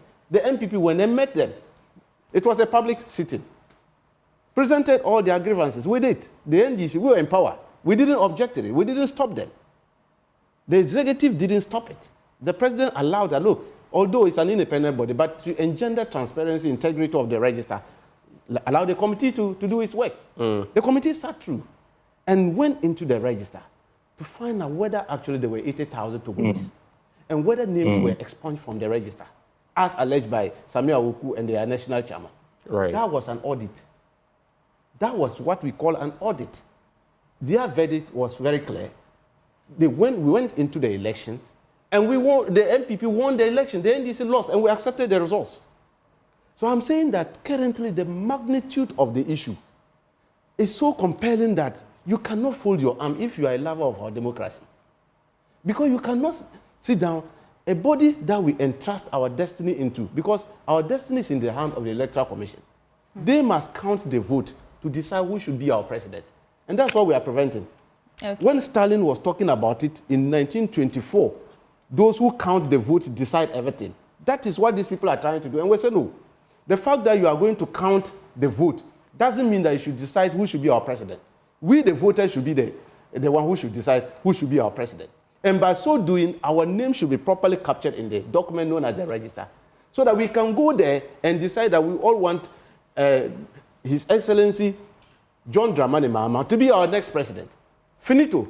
But somebody somewhere is sitting in her office and tampering the data and manipulating the data, trying to disenfranchise people and to give heads up to our opponent. Okay. That is what we are talking about. And we have given, look, in law, prima facie, enough evidence to show that, look, there is a need to go, because even the body that is mandated to handle it, that body too is saying that, yes, we agree, there is a problem with the register. They held series of press conferences. Dr. Bosman, let me say good morning to him. Dr. Bosman held a press conference and virtually admitted to all these grievances. And the most interesting aspect is that they use the word deliberately. Imagine somebody who is a commissioner will come on air to tell us that, yes, there was an error, but it was deliberate in order to let people track the transfers and other things. If the NDC hadn't used its eagle eye, that deliberate error was going to be used to elect an illegal president. Okay. Doc, let's get surgical with it. And I want to start with Dr. Arthur Kennedy. Doc, I mean, even in this conversation alone, I've heard words like needless, unnecessary, different strokes for different folks and all that. And something I heard you say, Ali, I think during the 67th independence celebration, that we have lost our way, but it would be disingenuous to say that we have not achieved anything at all. The question on my mind is, would it be disingenuous to say that the NDC has not achieved anything at all with this demonstration? Dr. Arthur Kennedy. Yes, it will be. A lot has been achieved, and let me also commend the MPP for historically all what they have done to improve transparency and accountability in our elections. But we are looking at a problem that is far deeper than we see. Because I've lived in the US for about 30 years. I've never seen a completely new voters register done before. But in Ghana, every 4 or 8 years since 1992, we construct a new voters register. Why do we keep needing new voters registers? As somebody said during the Nixon administration Watergate scandal, follow the money. It appears to me, respectfully, that there are financial or pecuniary interests by hidden forces in our electoral system who seem to gain by these repeated new registers and exhibitions and all that. Because the demands that the NDC are making on the surface of it seemed very mundane. And indeed, the MPP, to his credit, have made very similar demands in the past. The question is why there is the need for a demonstration before those demands are met. They should be enshrined in our constitution. You know, you do a register, you exhibit it, people correct the errors. And indeed, the Electoral Commission cannot audit its own work. For one thing, it is moving to a position where its own integrity and impartiality is coming into question. When you go as far back to as the election petition that went to the Supreme Court and the fact that sometimes MPP lawyers were defending the EC more than its own lawyers, I think it bears saying that an independent set of eyes will lend credibility to the process. And I am baffled as to why the MPP, which so eloquently championed these same causes, is now lost and doesn't seem to see the wisdom in it. Let us be consistent in our politics, as the MPP representative has just eloquently said. It's just that the MPP should be looking in the mirror. Right. So would you say that the response of the NPP towards the NDC's demands, and in fact this demonstration then, is a bit mischievous, for want of a better word? People should have joined the demonstration. You know, I don't know why anybody can be against improving transparency in elections, which the MPP itself has very eloquently called for in the past. We all have an interest in a credible register, credible elections, and a presidency we can all trust, and to make sure that we don't get errors like the one that led to the exclusion of Santrofia, Pafulolobi, and Lipe, who didn't have an MP and other such stuff. We all support this, and the MPP owes it a duty to its own historic legacy to be in the forefront of such reforms, which it has always been. Ben. Interesting thoughts. Evans, I'll come to you shortly, but I just need to quickly get these thoughts explained by Dr. Arthur Kennedy. 2 quick points. You said we face the problems we do, unlike in the US where they are not changing a register like we do all the time because of financial or pecuniary interests. In other words, people benefit from putting forth a new voters register. Someone benefits financially from the system. What exactly do you mean by that? And secondly, you also say the EC can't audit its own work. I want you to explain further into those two briefly before I go back to Evans Nimako. What do you mean by those two? In terms of the repeated registers, you know, if you recall, when Madame Jean Mensah herself took over, she did a very extraordinary press conference in which she talked about how, talking about IT, I see the IT director for the NDC, she alleged that our own IT personnel were not competent enough to handle the complexities of the IT systems we have. And he went on to say that sometimes the source codes of some of these things are controlled, to quote, by foreigners. And I can tell you that I have a friend who, both under Ms. Charlotte Osei and under Ms. Jean Mensah, had been engaged as a consultant to talk to them about some of these very issues. And he had hit the same roadblocks. It seems as if there are very powerful external forces involved in these quadrennial exercises to remake our registers. And we need to enshrine this in straightforward, transparent law so that they will be routine. And the reason I keep saying that is, I can tell you that God will, and if we are all alive, in 4 to 8 years, another EC or even this EC and the new government will suddenly discover that this particular register is bloated or tainted with corruption and all that. And by the way, I can tell you that the register is bloated because if you look at our population and the percentage of the population that is registered and other things, it looks as if our register is too large, and it comes from some of the procedural errors that when they are doing these registers, you need to apply biometric measures live or dynamically as you are doing it so that you don't take a laptop or something unconnected with the biometric data, go and do something and come and dump it.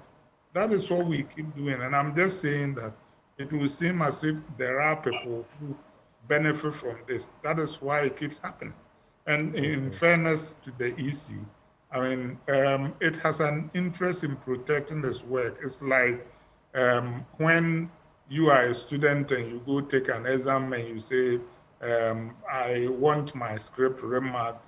The same teacher who marked your script and you have a problem with says, I'll remark it for you. I mean, ideally, a different person should mark the script. So I think it is the interest of everybody to have independent people look at this so that we can all have confidence in the results. Okay, and that's why the EC can't audit its own work. Evans Nimako, so you've heard what he said. You look at Imani Africa, back then, recently I saw a piece by Bright Simmons referencing, for example, I think 2016 and now, and the claims that were made by your side that the register was bloated. It turned out it wasn't bloated. In fact, if you looked at the numbers, people were looking at the population and then saying that, oh, how can all of these people be voting? Or how can these be registered voters? Per Imani, it wasn't bloated then, and even now with the 18 million plus, it is not bloated now. But you've heard Dr. Arthur Kennedy saying that it likely is bloated. What is your take on that and any other reactions you have? Evans Nimako. Well, thank you. I think hanging on the last submission by Dr. Kennedy, he disagrees with Imani that the register... Yes, that's the point I'm making. Yes. So at any point in time, people will have different opinions to issues. But I quite remember, and I'll keep on saying that the issue that played out post-2012 elections, towards 2016, are not the same. We had gotten the registers of Togo and Ivory Coast. A juxtaposition of these on our register then indicated that there were some people transversing in all the registers we had. Beyond that. You mean Togolese and Ivorians who were supposedly on our register? Yes. We had made the case that there were some minors who were on the register. And so, on the back of the court ruling, Supreme Court ruling in the case of Abu Ramadan, that some people who were there that needed to be taken out, gave credence to the issue that we needed to have a new register. But you never were able to prove the bit about Togolese and others on our register. You never were able to prove that. The new Patriotic Party submitted the list with pictures to the Justice Crab Committee. That was done. Were these names deleted from the eventual register? Were these names, all of these people, were they deleted? No. I'm saying the Justice Crab Committee did not take the Register of Ghana to audit. They engaged stakeholders and provided recommendations to the EC. That is why they said that there were about 580,000 people who are not supposed to be in the register, and that the EC should conduct its audit system to clean the register. And what did they do? Exhibition. Dr. Kennedy, the auditing by the EC is enshrined in the CI 91, where the EC compiled provisional register, Regulation 22. 23 up to 27 will give you stages and steps that must be done, at which point in 27 you will have certified register. So it is there already in the CI. That is why when exhibition is done, captured in a CI 91, Regulation 23, you cannot go beyond it. To give an analogy of a student going for a remark which is done by a different tutor or lecturer, it's different from the register we have. When New Patriotic Party made the case, we made the case that there should be a new register. I quite remember after 2016, the issue was the voter management system Ghana had was controlled by an external body. The source code was controlled by that body. The body was supposed to train our EC people, which they've not done. The materials had reached the end of life. Refurbishment of it will be too expensive. Replacing it will be less expensive. And then the option was which one to go for. In fact, in that case, in that whole argument, NDC disagreed with the EC. A body was set up to engage stakeholders, political parties. At the end of it, the EC put together a new voter management system. New Patriotic Party had all the time requested that in order to move away from these challenges associated with registration exercise, let us have the Ghana card, which to a large extent is foolproof to be the means of identification. So you take out possible foreigners, possible minors, and get people who are within the age bracket to be on the electoral roll. NDC at all times have said no. In the current situation, let's resolve it. My brother, I don't know whether you were able to visit your exhibition center or polling station during the period of exhibition, 20th to 27th. I don't know whether you were able to do that. I wasn't. Yes. So what happened is that when there's exhibition, it is done across all the polling stations. As we speak, we have 38,622. That is what the CIC, the EC must do. Right. But you realize that most people will not visit exhibition centers. So the EC provided a short code. Indeed. That was to be done at a cost, 50p. Yeah. So what? And there was a lot of furore about that, and they said that it wasn't coming to them; it was going to the telcos facilitating. So the New Patriotic Party generated a short code free of charge. NDC generated same, and all this is to assist. And when you look at the CI, exhibition is supposed to help with corrections, where your names are only spelled, you've been deleted, you either fill for inclusion or corrections to be made to order. And for me, that is exactly what the EC must do, and that's exactly what the EC did. That corrections are to be made to data, and then the final certified register will be made available to political parties. If you've gone through it and you've realized that there's a certain 243,000 who have been captured from 2020 to 2024, right? You pointed out to the EC. Okay. You're saying that 15,000 people have been legally transferred. You point it out. Okay. You are not prepared to submit the list to EC, but you are prepared to give it to a committee chaired by either Dr. Kennedy or Imani or whatever. That is what you want to do. They say they'll hand it to the external forensic auditing and that's what I'm saying, entity. That we, the New Patriotic Party, we have 79 days to D-Day, December 7th. Okay. We are focused and will not be detracted by this call now, okay, all right, it will serve no purpose. Evans, I think that point is clear. I just want a quick, the short code, is it still working from both your ends? Is that short code still operational? Well, as we speak, I've not assessed. The exhibition period is over. So okay, all right. Even if you do and there are issues, I don't know how you report it. Sweetie, interesting times. And maybe it will be interesting to find out from Dr. Tanko as well what his reactions would be. Then maybe we can circle back to... Unless you want to go to I mean, it's your Evans government, first. your party is in government right now, Evans Nimako.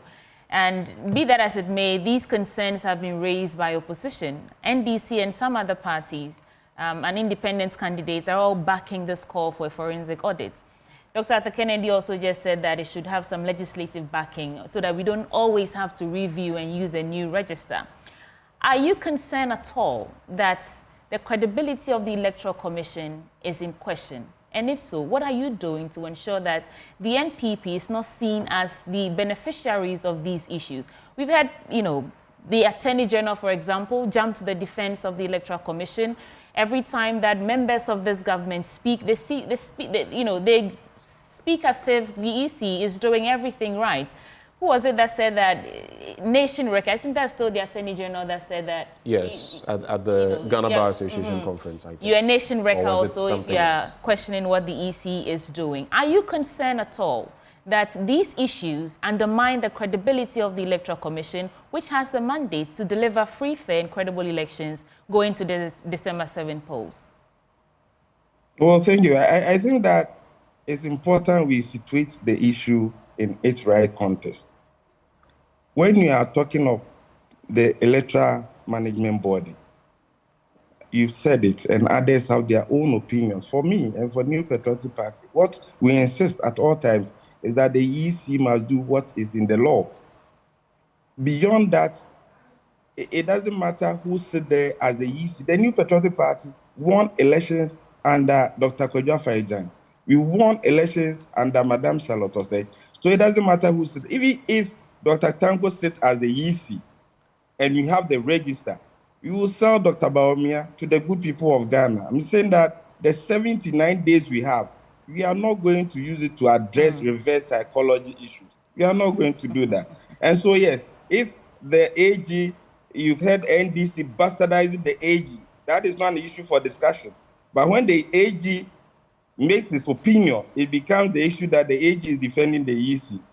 The New Patriotic Party, we are not out to defend the EC. We are out to speak to voters so they vote for our candidates, to make sure that we have good governance in Ghana and transform Ghana, and not what Dr. Tanko and Co will sit and will not come to IPAC to discuss issues, but rather stick to appealing to public with issues that are really confusing to them. Thank you, Evans Nimako. Hold for me. Dr. Tanko. Dr. Tanko Computer. I'm sure you have a lot of things to say in response to the submissions that have come up so far. Of course, of course. Let's hear you out. You know what? Sweetie, I want you to show this. Have you seen this book? Yes, it says How to Rig an Election. You have seen that book? Have you read that book before? I've not read it. You've not read it? I want to show you something. Before I respond to them, I want to just... So maybe you should just show the cover to our viewers as well. How to Rig an Election by what? Nick Cheeseman and Brian Klaas. Please send it there so that anyone who probably wants to... From Yale University, is a professor of political science and all that. Yale University. Yeah. University. Okay. You know, our former... Okay, let's get to the code. Good. Okay. Now, they said something about how to rig election, how dictators perpetrate their illegality on their own people. Such tactics include manipulating the electoral register, blocking certain candidates from running in elections, and playing with electoral boundaries to maximize partisan gains. What all of these tactics have in common is that they can be deployed months in advance of an election when observers are likely to be seen on the ground, and they can be presented as technical or legal decisions as opposed to political skullduggery. You see what they have done? So elections are not won at the polling station. So what they are saying is that when you want to rig election, you manipulate the register way ahead, months to the elections. At the time of doing that manipulation, observers are not around. You know, as we speak now, you don't have international observers who are coming to look at the list. So they are singing from this hymn book, manipulate the register. Who are they? Electoral Commission. The EC. That is what they are doing. They are singing from this book, manipulate the register. Since the observers are not seeing this, they think everything will be all set. By the time the observers come, everything has been manipulated. So you go to elections, you are using a tainted register, and then they will perpetuate that illegality because an illegal person will vote for me. I'm giving an example. My good friend mentioned a CI 91. CI 91 is about registration. When it comes to transfer, it has nothing to do with CI 91. Transfers are conducted through CI 127, Regulation 22. That's why you talk about transfers of votes. Okay, you transfer your votes by appearing before a returning officer. That's what they are talking about. You transfer your votes before a returning officer. So when Bosman came and announced that they are now introducing a liveliness check, already the CI makes room of liveliness check. The liveliness check is you coming face to face with a returning officer with your voter ID card to tell the returning officer that I stay here, I'm now 12 months here. This is my house number. I'm no more in Accra. I'm in Kumasi. So I want to vote in Bantama. Then the Bantama returning officer will access you by making sure I take your biometrics and then now transfer you from Accra to Bantama. That one is taken care of CI 127 Regulation 22.2. He knows it. My brother knows this.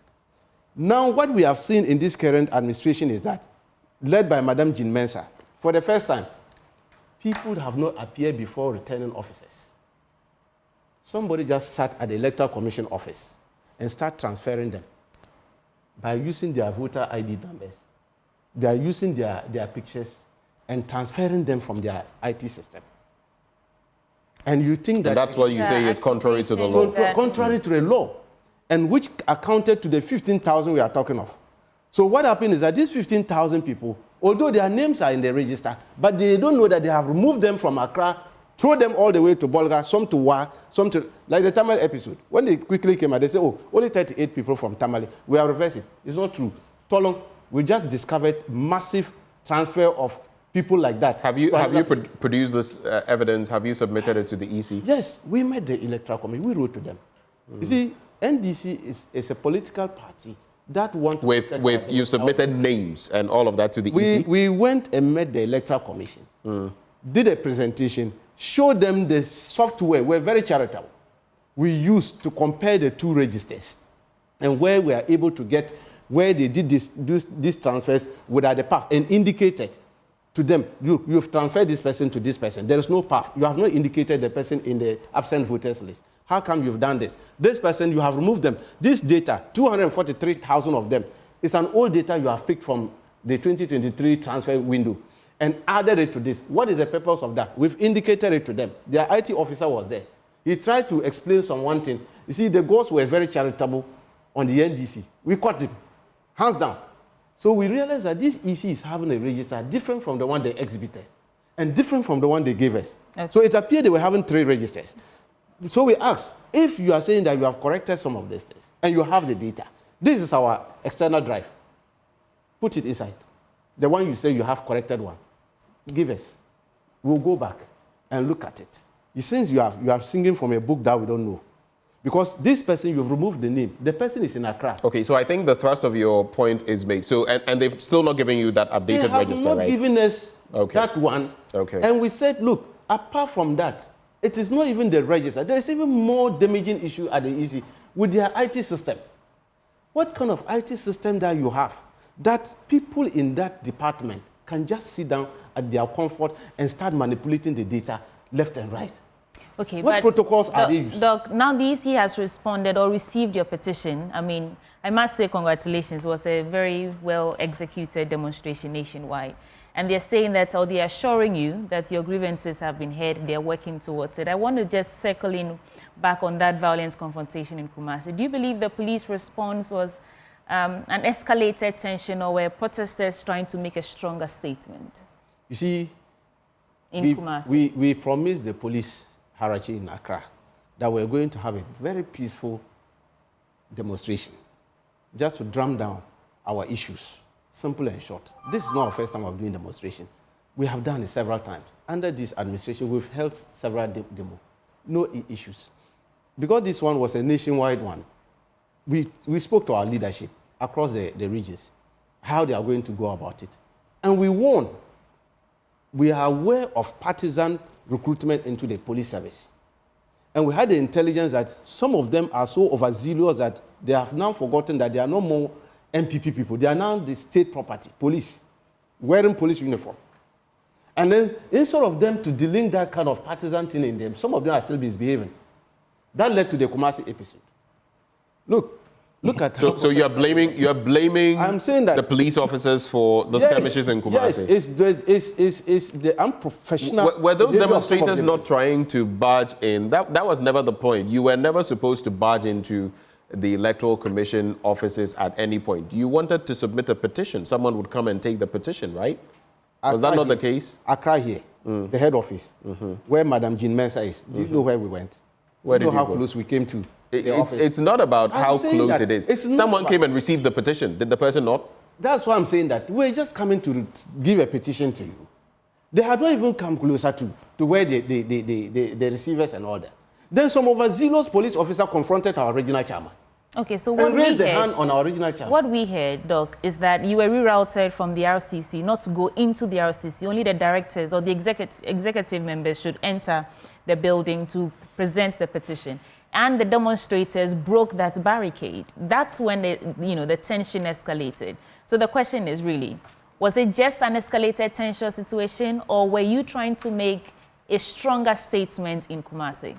Not that. You see, that's why I'm saying that it is the misbehavior of some overzealous officers. I said, but what about the protesters? They broke the barricade. No, we saw the video. Are the demonstrators not to blame in any way on this matter? Let me tell you. I said yesterday, we had issues with the police. Okay, but they were so professional. Are you getting it? In handling the issue. So it was the police officers in Kumasi who were not professional. That's where the problem came in. I said those overzealous boys they sent over there. Because when we had the issues at the police, Faris School Junction and all that, we resolved it amicably with our demonstrators. And when we got to the Electoral Commission head office, I'm sure because your cameras were not there, the same barricade that you're talking of, there was too much tension there. But the police were so professional, the managers, and we managed and told them that, look, these issues that has come is needless.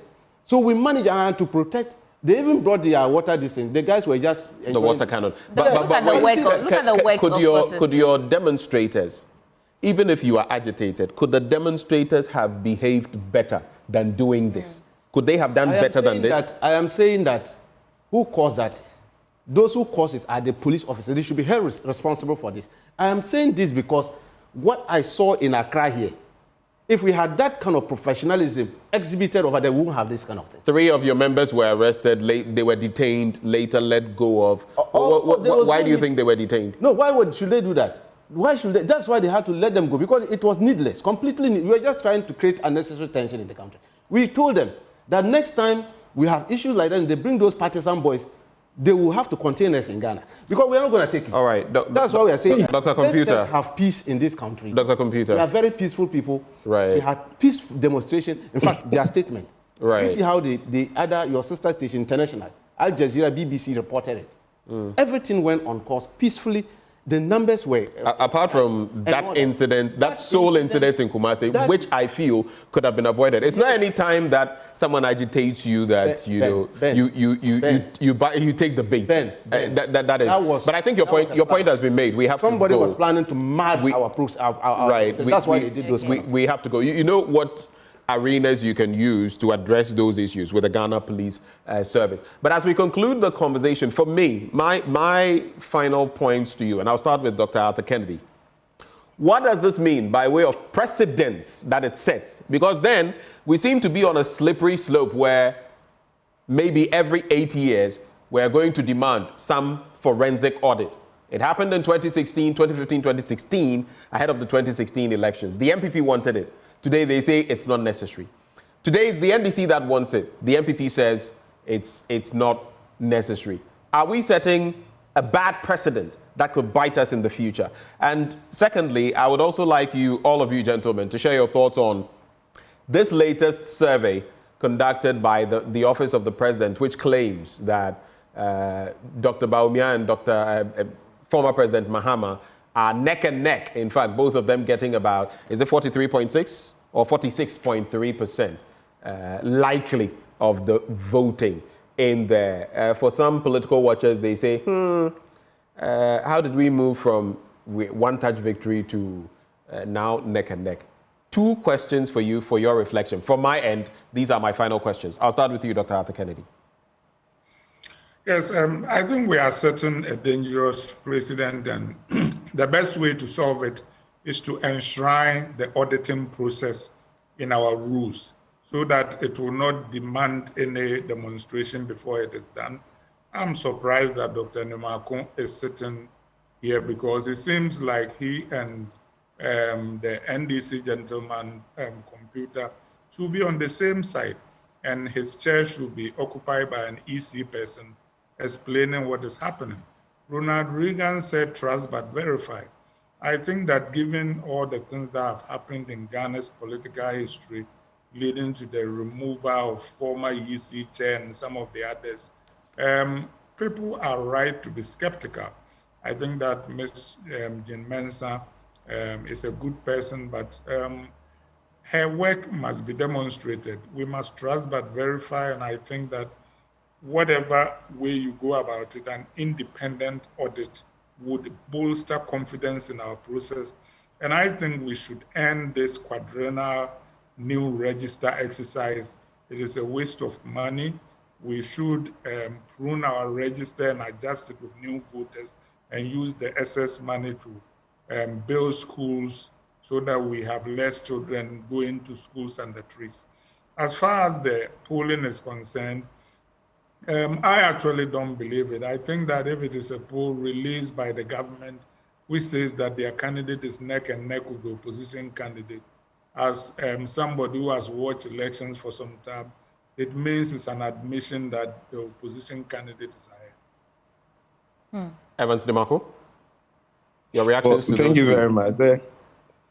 I'm happy Dr. Tanko Rashid showed us a book, How to Rig Elections, authored by Yale University. I think you should find out from his national chairman whether the EC can rig elections for any political party. Because Mr. Sidon Ketia told us that the EC can't rig elections. So I don't know what has changed. We're saying that this demonstration is really not necessary because the issues that are being escalated are issues that are dealt with by the dictates in the CI. So we are not in support of it. And so we will not join the NDC in this enterprise. But we rather join when we sit at IPAC to discuss issues that would deepen our multi-party democracy. That's why we said that it is important for us to introduce the NIA card as a means of identifying who want to be admitted onto the electoral roll. But the NDC will say, no, we have 79 days. We are selling Dr. Mahamudu Bawumia. My brother, you see, if you've invited me and you've invited the NDC, represented by Dr. Tanko, invite Mr. Mahama, invite Dr. Mahamudu Bawumia, and let them debate on policy issues, why Ghanaians should vote for any of them. The NDC penchant of warning the security services is not new to me. And so, yes, Dr. Tanko, you can continue to warn. It is only in Ashanti region that some officers exhibited unprofessional conduct, but across Ghana, it was okay. So that is NDC. We will continue to reach out to voters and make sure that come December 7th, majority of them will vote for Dr. Mahamudu Bawumia. Are we setting, for the sake of time, are we setting dangerous precedents with these calls for auditing? And this latest survey by the Office of the President, Dr. Arthur Kennedy says, and as a political watcher, if the incumbent party is telling you, oh, we are neck and neck, they are probably losing. And that's what Dr. Arthur Kennedy thinks. Quick takes on that. And let's go. Well, so thank you. That's Dr. Kennedy's opinion. For me, majority of the people will vote December 7th, and that is where the decision will be made. Polls are for advice purposes, and so we'll stick to the issues there and move on. New Patriotic Party, all things being equal, the battle being the laws, it is possible we are breaking the 8.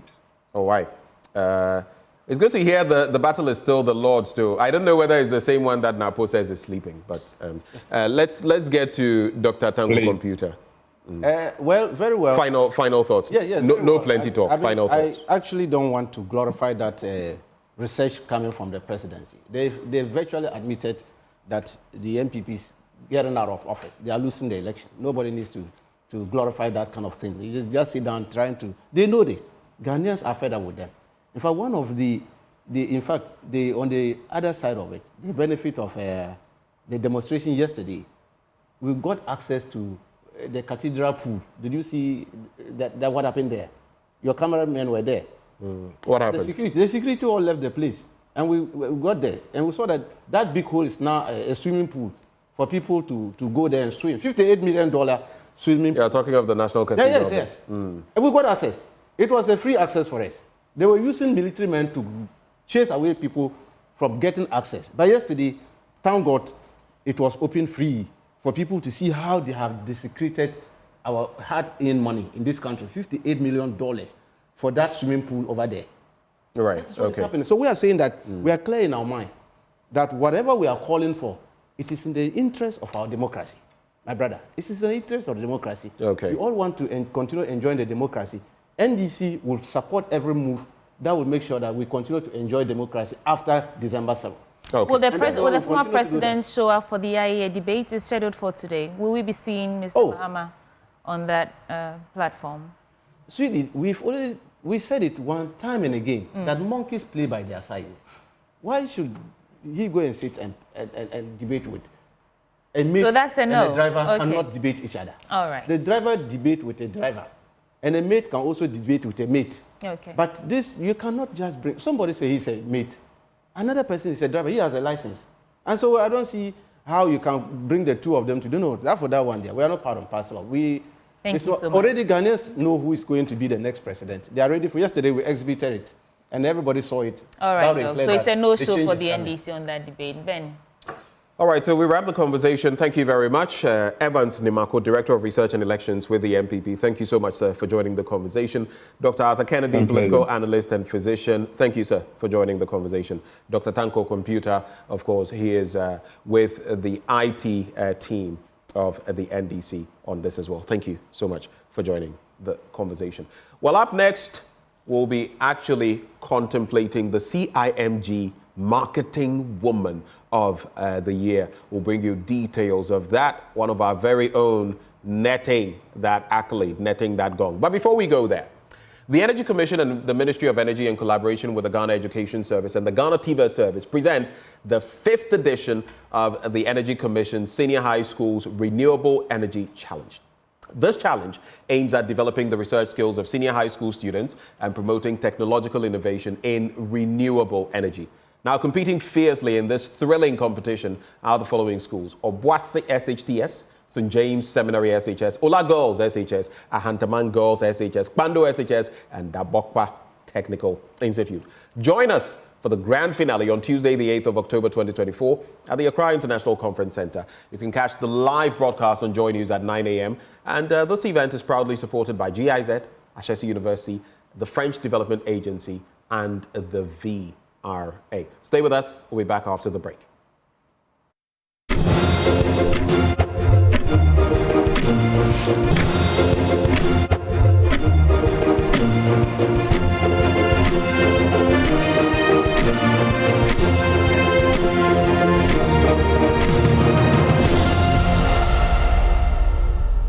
And that there is the woman we're about to have a conversation with, the CIMG Marketing Woman of the Year 2023. And I just want to give you a bit of background from the citation that she received at that event. It says, "We at Primetime extend our heartfelt congratulations to you, Miss Nanekua Amen Sabonsu, on being honored as the Chartered Institute of Marketing Ghana, that is CIMG, Marketing Woman of the Year 2023. This prestigious recognition highlights your exceptional leadership, hard work, and the innovations you have brought to the communications and advertising industry. Let me pause there and let's get into the conversation. And you were looking so beautiful on the day. Congratulations to you once again, Mrs. Ikia. Should I call you Nana Ikia? Yes. Nana Ikia, congratulations once again. Yeah. How does it feel? Oh, it's been wonderful. I've received congratulations from all sorts of people and places that I didn't expect to. People I haven't heard from in many, many years. People that I don't really know. Yeah.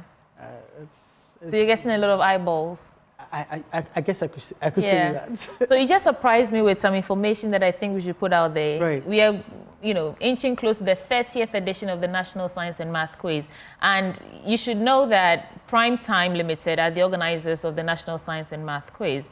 And you said you took over from who?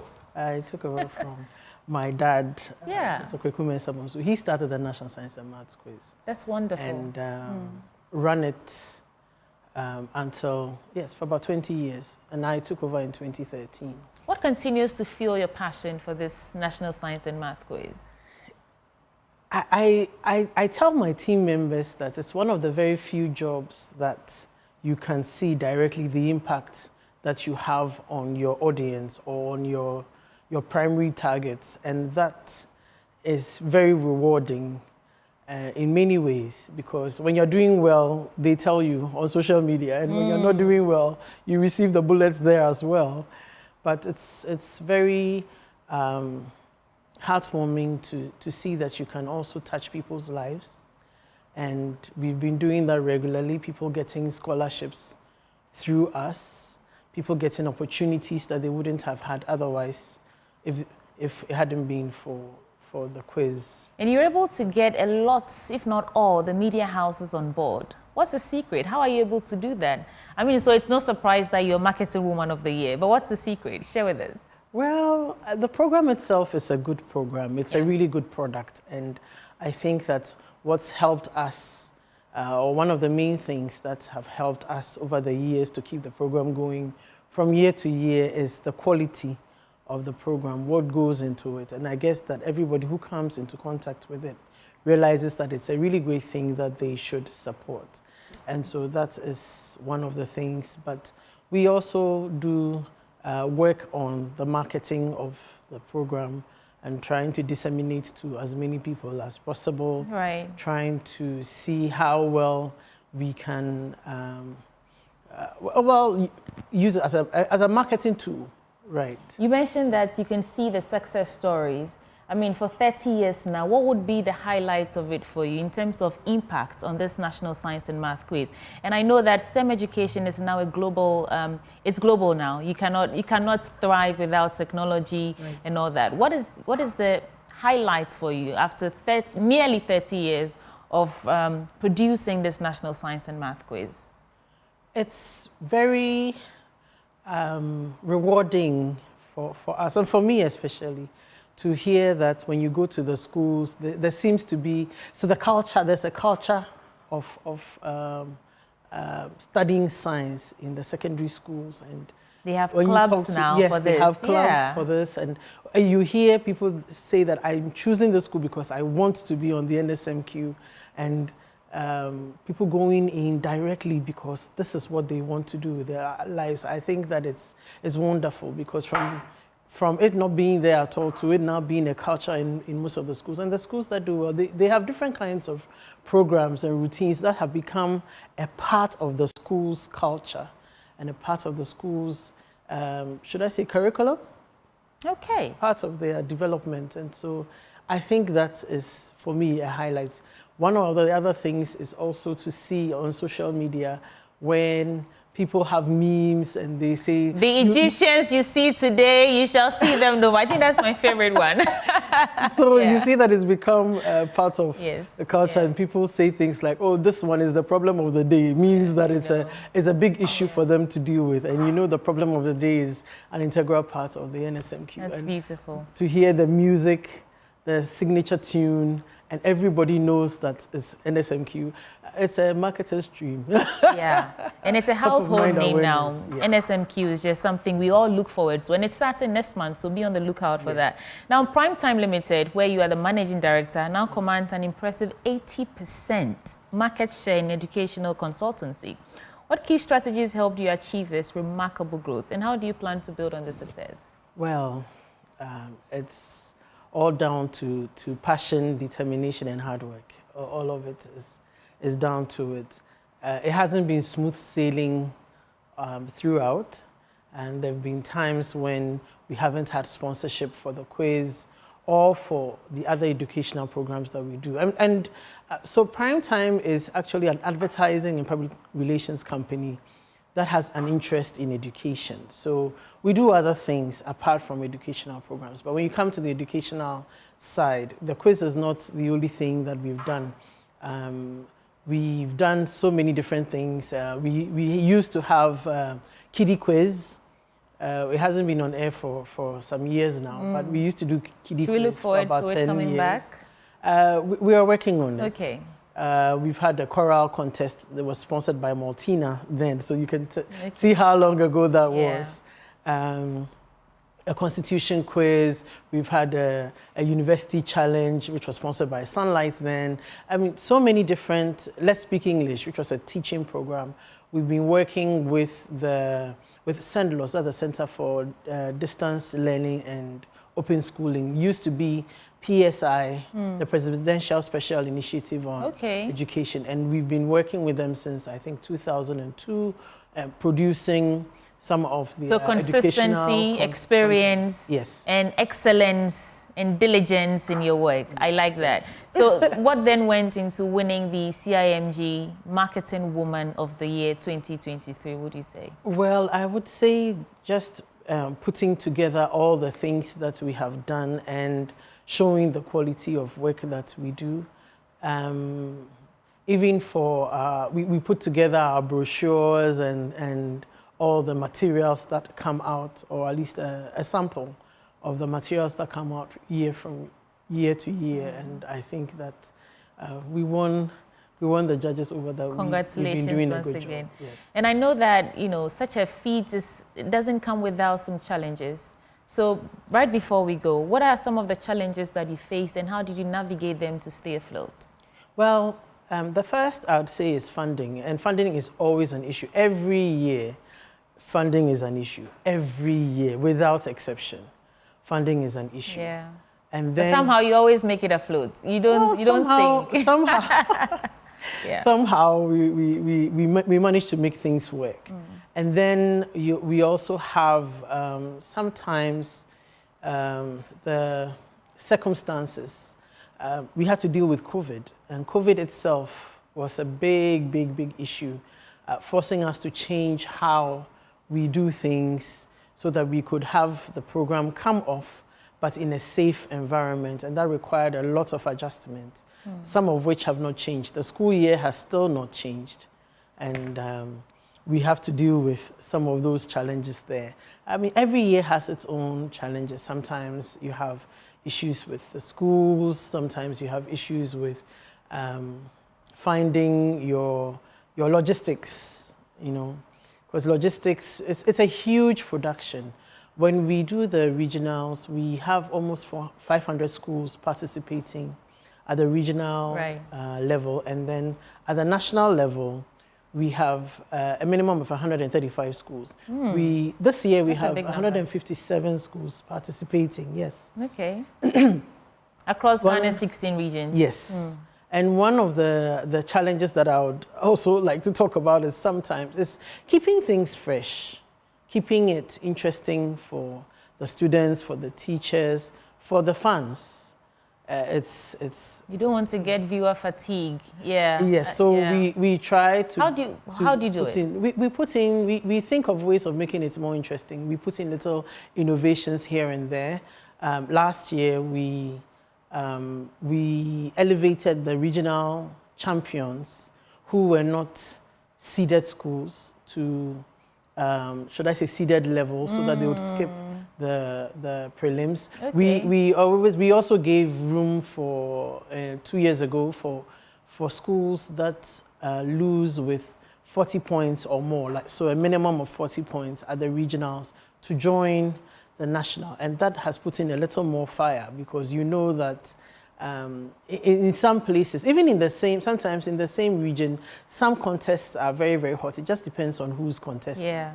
And so it's sad to see someone with more than 40 points go home when they've done so well. Yeah. Yes. So now that they have another with passion. chance, I'm very passionate. It sounds like this is your life. You live for this. You like this. Yes. I like that. I love it. You have to give me a wrap of your thoughts, and then we have to wrap up. So make this your final submission for me. Right. So the passion fuels everything we do. I often tell people that I'm like a proud mother of a baby.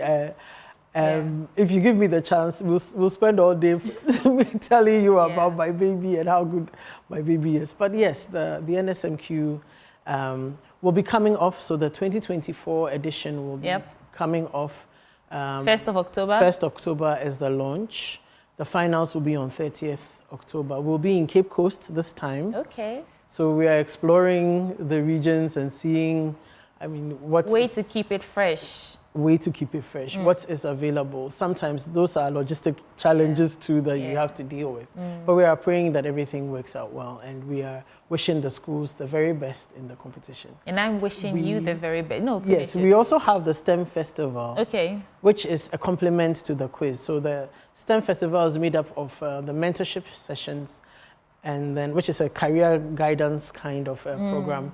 And then we have the SciTech Innovation Challenge and the SciTech Fair. So the SciTech Fair is an exhibition, and then we have the Innovation Challenge, where the students come in and build up their projects from scratch in 9 hours. We give them the materials and the tools to be able to do it. So that's coming off in November.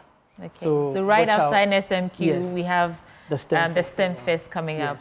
Congratulations once again. Thank you. Miss Nana Ikuya Mensabunsu, CIMG Marketing Woman of the Year. We know that this award will propel you to greater heights, and you're going to do more things to propel even the development trajectory of this country, because what you're doing is actually changing the status quo in terms of STEM education. Thank you for that. Thank you very much. All right, there's still more coming your way on the AM show. You do not want to go away yet. I'll be right back.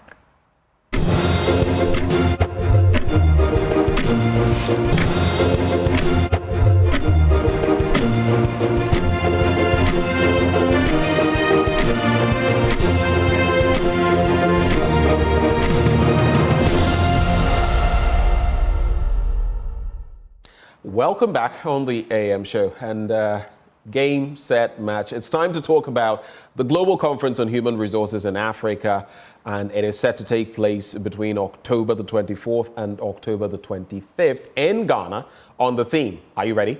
A global discourse on exploring the emergence and dynamics of artificial intelligence and human resource technologies in Africa. So how do we find that nexus?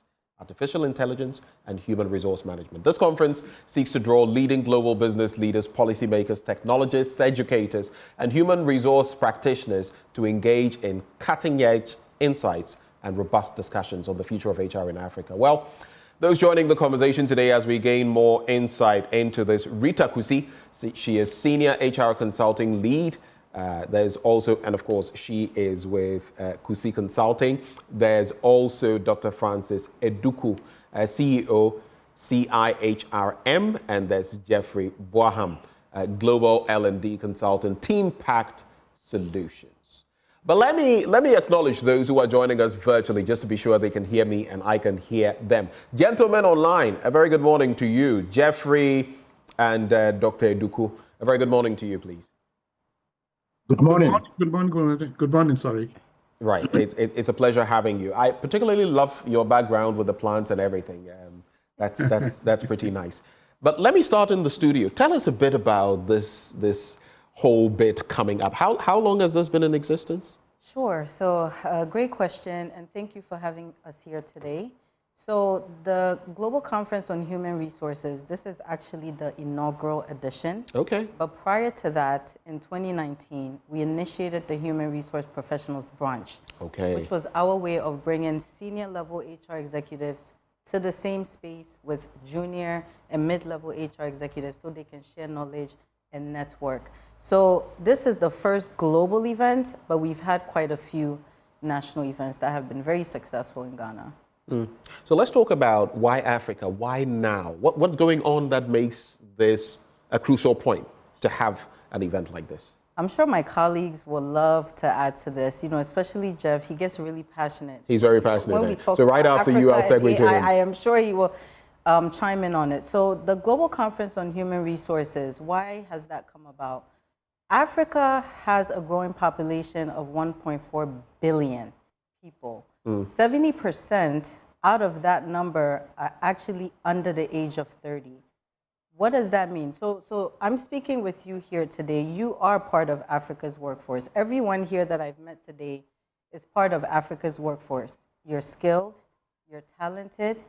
When it comes to the competence, you have it. But I would say that a lot of the youth and a lot of Africa's workforce lack the skills, the development to be able to maybe, you know, be successful in their roles. So for us, this conference, as you mentioned, our mission is to, it's very simple, and it's here on my t-shirt. We want to empower Africa's workforce through this conference. There are global conversations happening across the board, and Africa has been left out of that conversation. Ask yourself why it has taken this long for a global conference on human resources to now come to Africa, you know, starting with Ghana. Every country, as we are speaking with different partners as part of the conference, everyone is having their respective events in their countries. Everyone is working in silos, but there's no connection. We are not having these global conferences, but yet HR and other industries are spending, I mean, thousands, millions just to leave the continent every year to experience international conferences. So it's time that we also bring it home. Right. Be able to have something on this level. I'm going to see to you, Jeffrey, especially as she named you as the more passionate one. What else can you add to this, especially when you look at some of the key activities we can forecast ahead of this conference?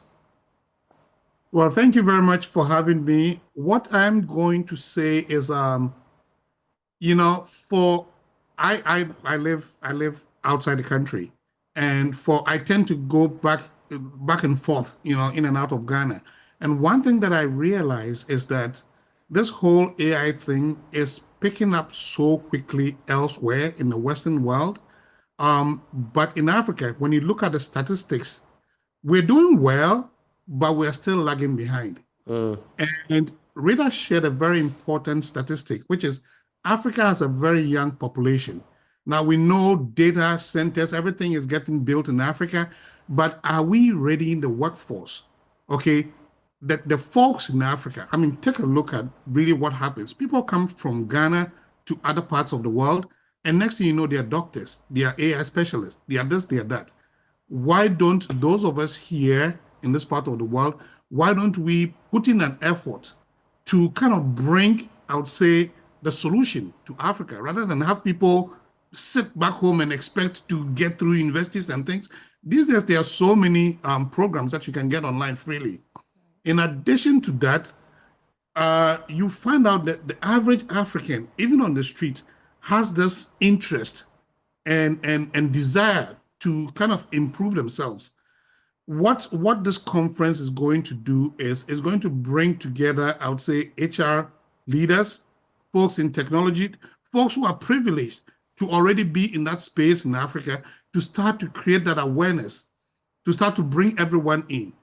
The analogy that I use, what sometimes really, you know, becomes an issue for me when I think about it is we are seeing a lot of investments moving into Africa. Now, almost everything is kind of laced with AI. So the thing is, do we have a future-ready workforce that is like, think about it, if let's say an airline comes to Ghana and they're looking for AI specialists, do they have to go to their native country and bring AI specialists? We have Ghanaians who can come on board. We have people from all over Africa, who can come on board and put together, I would say, a workflow, and a process and a governance structure that is going to really empower people to be able to kind of support the new and the future generation that we're looking forward to build. Okay, for both of you, but I'm starting with Dr. Eduku. Why this partnership with CIHRM Ghana in respect to this conference? Why, for you? Yeah, I think it is critical because as the regulator of HR in this country, it is important that if such thing is coming to the country, they partner with us. First, this partnership is just one to ensure we authenticate the credibility of this global conference, and also to signal to the HR community and organizations in Ghana that the topics or the subjects that will be discussed or delivered at the conference is critical to the Ghana's future workforce that Jeff alluded to. And when we talk about the future workforce, what are we talking about? We are talking about people who will be working the future job markets shaped by technological advancements, social dynamics, and economic trends. So we shouldn't wait. We need to begin to create the future workforce. And AI, artificial intelligence, is going to be instrumental in the creation of this future workforce. So that makes this conference very, very critical. In particular, I'm excited that it's being held in Ghana, Accra, and for us to get all our members on board and get all organizations on board to make sure that we shape the future of HR in this country together. All right. Let me come back into the studio briefly. Rita? Yes. So looks like a very happy marriage. Right. HR and AI. Yes. As it should be. As it should be. I wanted to say something, but maybe it may not be TV healthy. But I just want to find out, so who can attend or who should attend, and what would be the reason for doing so? What can you tell people out there, HR practitioners and maybe others as well? So before I answer that question, just want to talk a bit about what we were just discussing. This Africa is the next frontier, right? As Jeff mentioned, this is the hub of where businesses, this is the hub for tourism. I'm sure you've seen within the last couple of years or few years how much of an inflow we've had with regards to tourism. Indeed. Right? So for us, with this conference, we have partnered with so many other organizations, not just CIHRM. We are fortunate to have that partnership because they are the regulators here in Ghana, regulators of HR, but we have partners in India, we have partners in Trinidad, Tobago, in Kenya, Ethiopia, in where else? We have so many partners across the globe, right? And SHRM Global as well. Their president and CEO is actually keynoting this event. So we are inviting HR practitioners of all levels, whether you are an executive, whether you are mid-level, junior level, you're welcome to attend this conference.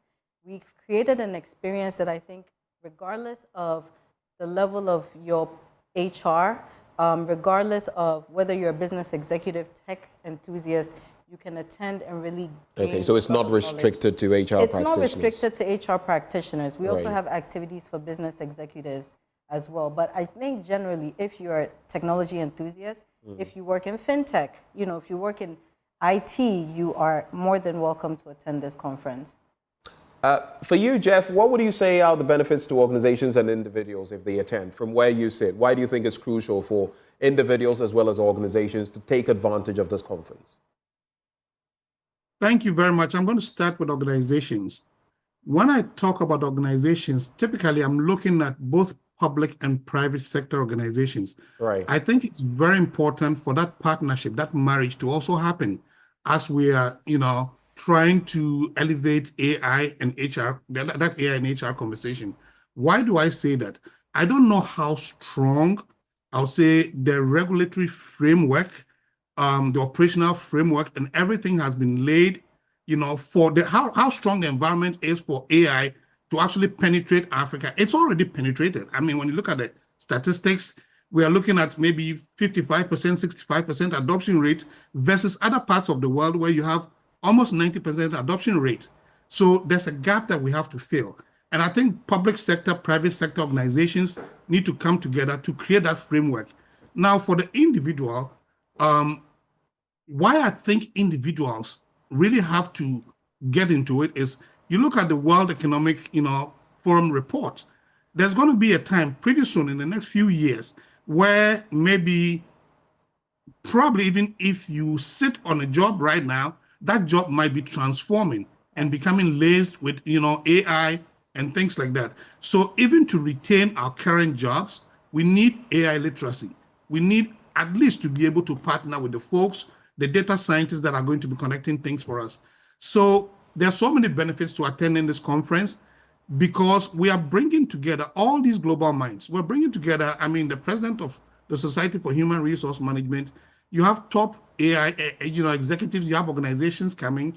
So that idea of camaraderie, being able to, connect with folks and learn from them, and also see where the industry and the governments in general are headed is first and foremost a good benefit. Secondly, the educational seminars. Think about it for individuals.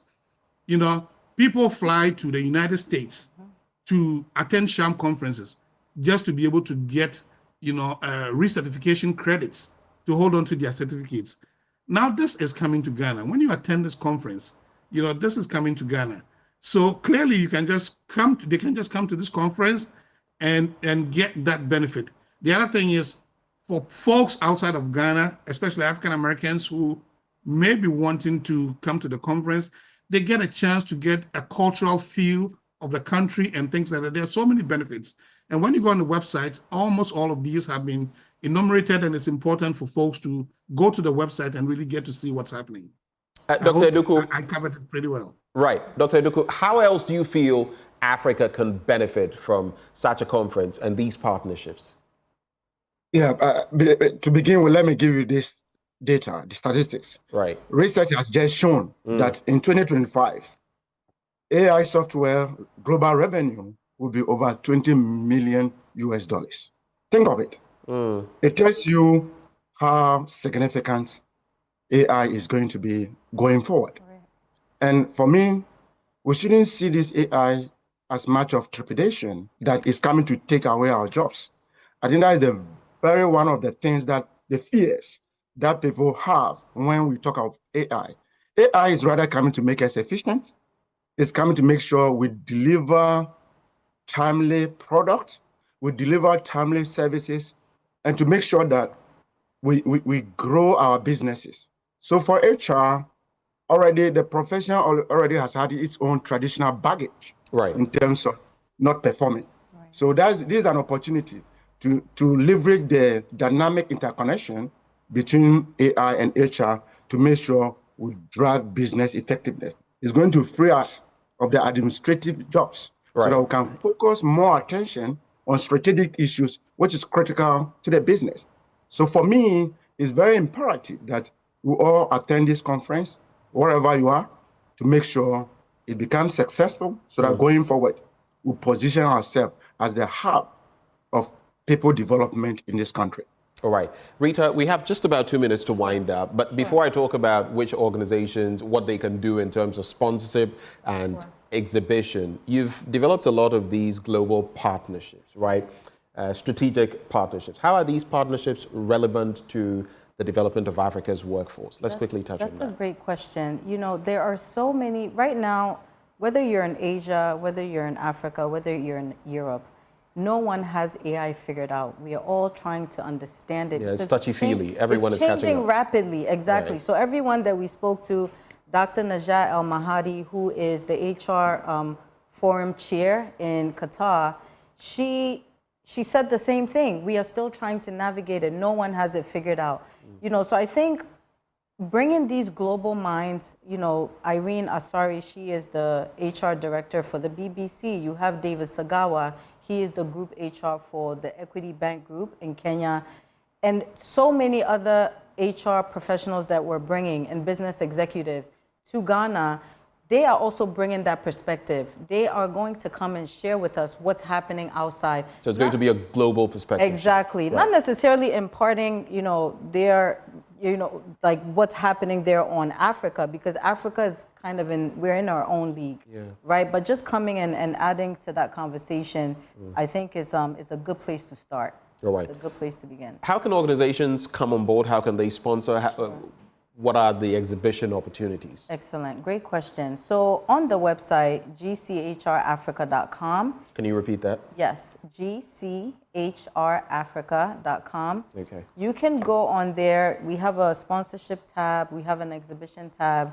You can download one of the various briefs and become a part of our exhibitors or our sponsors. Okay, currently we have Rig World Solutions Limited. We have Access Pension Trust. Pemicor actually just signed on as one of our exhibitors. Delta Airlines was the first sponsor, to jump on board because they believed in it. They see the vision. Right. I mean, we are literally calling on organizations or companies that are leveraging AI or HR technology tools, whether you're in fintech, right? I mean, we want you to come and exhibit your technology, your tools, to HR professionals and business executives. Let them know that these technologies exist and that we have access to them on the continent. Okay. So I'm definitely calling on all businesses and organizations who leverage these tools and technologies to come and just showcase your brand. All right. Well, that's how we're going to have to cap it off. I'm going to take maybe some 20 seconds each. In a minute, we should be done with all of you. Jeffrey, 20 seconds, very brief. Your parting comments. Well, when I go back and look at the kind of work, I touch bases with a lot of folks back in Africa.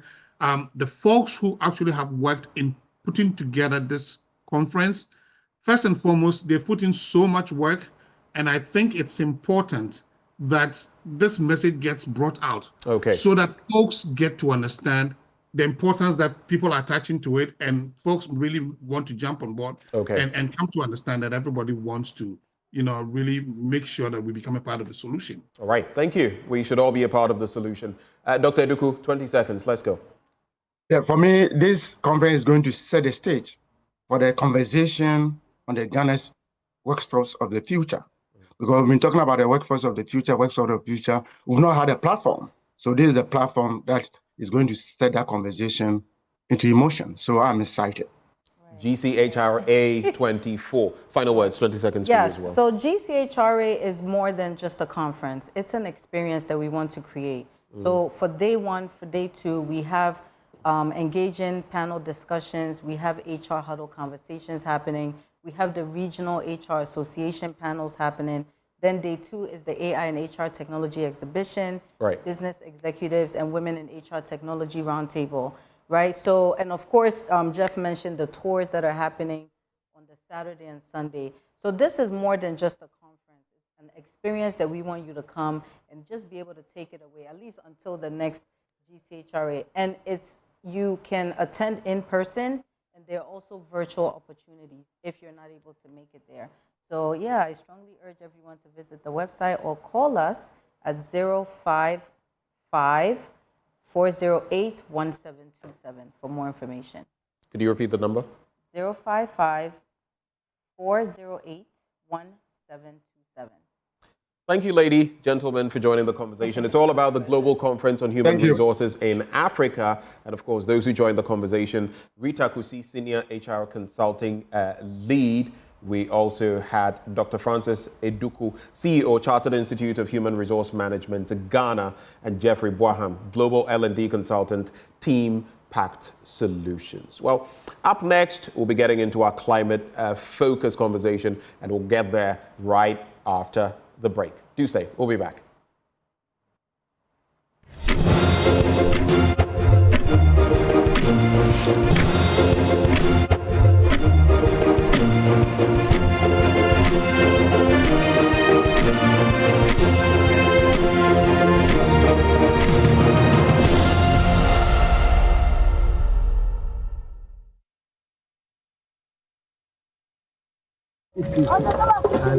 Ajete Mawuwe, now 53 years, began his fishing career at the tender age of 7. However, he decided to retire from fishing about 10 years ago, putting away his boat and net for good. 7 years ago. After my father's passing at age 7, I was cared for by various people, which led me to learn fishing. I grew up in Kwame Krom and later Yeji, both places with strong winds and waves. In Yeji, the weather was particularly unpredictable, with sudden rainstorms. To survive, we had to act quickly, often abandoning our nets and flee into safety, hoping to return another day with the means to replace our lost gear. Okay, Tafifia radio. Ajete explains that the traditional weather forecasting methods they relied on were no longer effective due to shift in weather patterns. He shares challenges faced as a result, including close calls and difficult experiences on the water. However, things have improved significantly. Although radio announcements warn of approaching rainstorms, many fisher folks like myself don't have access to radio sets or ignored the warnings, putting us at risk. However, the introduction of weather forecast has significantly reduced accidents on the lake, as those who do listen can take necessary precautions. Okay. I am Kofi Yamba from Dambai, and I've spent the last 30 years working on this lake. My fishing journey began when I was just 6 years old, learning from my father. Growing up, we didn't have access to radio sets, so our fathers relied on traditional methods to predict weather changes. Whenever they sense a change in weather, we would promptly seek shelter in a nearby community to ensure our safety. 36-year-old Kofi Yamba and his fellow fishermen are no longer taking risks by relying on unpredictable weather conditions. They credit Ghana Meteorological Agency's weather forecast for providing more accurate and reliable information, allowing them to make informed decisions and stay safe on the water. The weather forecast on the radio has been incredibly helpful to me. For instance, I recall a recent occasion when I was heading to the farm and heard a forecast on the radio warning of heavy rain. I promptly decided to return home, and sure enough, it rained. The timely warning allowed me to avoid getting caught in the downpour. Radio weather forecasts have saved us from water-related disasters. Staying informed with reliable weather information and acting on it can help you stay one step ahead of potential dangers and avoid being caught off guard.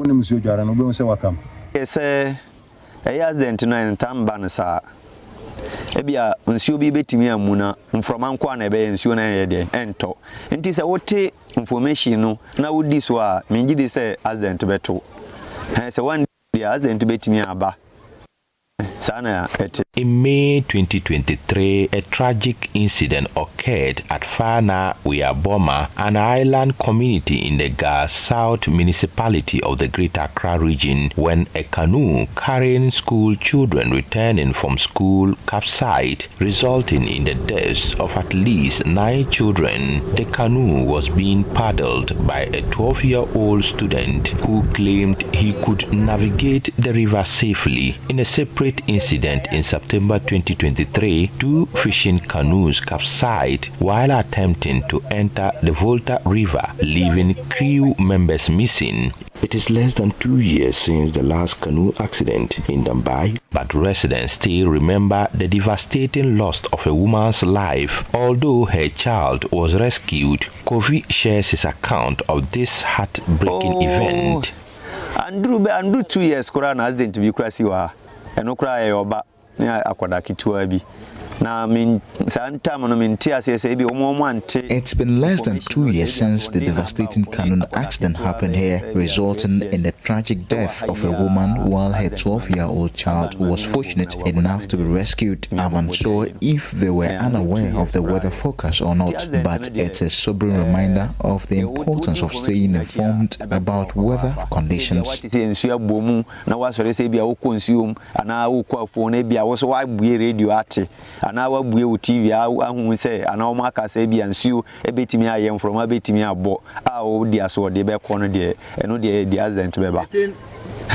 So my name is Israel Tosu, the morning show host of OT Radio, and we've been doing the weather forecast. OTFM has been a trustworthy source of weather updates for the fishing community. The host of the morning show, Israel Tosu, emphasizes their commitment to keeping residents informed about weather changes, helping them stay prepared and safe in the face of unpredictable weather patterns. We've been doing the weather forecast reporting every morning. We've been served by the Ghana Meteorological Services every morning 6 a.m. About the precipitation of the day, that's morning, afternoon, evening, and sometimes when there will be changes, they normally update us. It has been very helpful for our farmers and fisher folks. It helps them to know when to go to fishing or not. It also helps them when to go to farming and when to cultivate this and that, when there will be rain or there will be no rain. Sometimes when we fail to broadcast it or inform them, some of them even call the studio personally to request for the weather update. So I would say it has been very helpful and it helps them in their day-to-day activities. Because before we are able to even come out with our predictions, we analyze a lot of data. We look at other models, weather charts pertaining to the marine space, and we use some of this data that are observed. Okay, they are not predicted, that are observed to, we combine them with other, let me say, satellite data. These are ground data. We measure them with our machines that have been installed with other satellites observed data, and we assimilate them and we are able to come up with the models which aids in our forecasting. Marine meteorologist at the Ghana Meteorological Agency, Thomas Barney, says their goal is to connect scientific knowledge with community needs, making a positive impact, one weather alert at a time. After we have come up with analysis and we've developed the forecast, we send the products out. We have various institutions who serve as, let's say, the medium of communication to those who live along the coastline or also work within the marine space.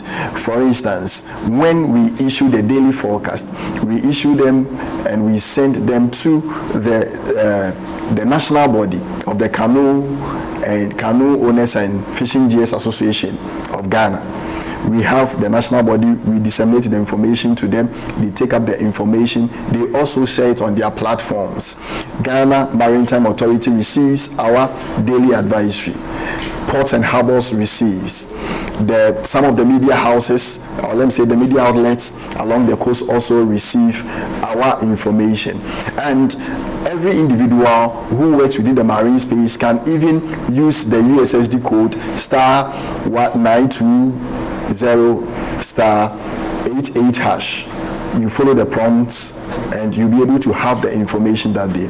We have a tall mailing list that's also received. So the various stakeholders receive the information. By providing timely and accurate weather information, Thomas says they aim to empower communities to make informed decisions and stay safe in the face of changing weather conditions. Because we issue out that forecast every day on daily basis. We issue it in the morning, in the afternoon, and also in the evening. We give them updates regularly because of the storms that usually give them problems when they are navigating. As the demand for ocean resources and marine activities has increased, accurate marine weather forecasting has become crucial. The ocean provides a wealth of resources, including food, transportation, minerals, petroleum, and biodiversity.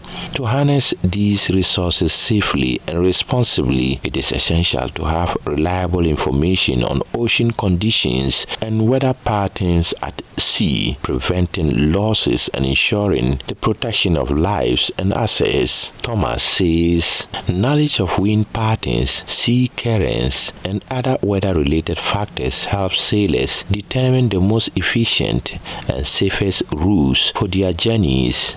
Yeah, it becomes safe to activities when tides are high. It becomes dangerous when the waves are also high. Because one, if the water levels are high and the waves are also high, the probability of us having a lot, let me say, very high waves, which will make the ocean surface bumpy, even as they navigate, is high. As I speak to you right now, we are having high waves in our waters. You know, locally, we have agreed thresholds that makes us say the sea surface is rough, is calm, or dangerous. Locally, when we are having significant wave heights and tides of, let's say, less than 1.5 meters, we say when we have significant wave height or wave height of, let's say, from 0 meters up to 1.4 meters, and tides of less than, let's say, 1.5 meters, we say, oh, the ocean sea, or we conclude per the agreement we have with our stakeholders, the ocean surface is calm. When we have wave heights of 1.5 to 2.4 meters, we say the ocean surface or the state of the sea is going to be rough. Beyond 2.4, the state of the sea is going to be dangerous. A report by Mohammed Nuruddin. Climate Focus is brought to you by Joy News in partnership with Youth Bridge Foundation, bridging gaps for positive youth development, and the Climate Development Knowledge Network.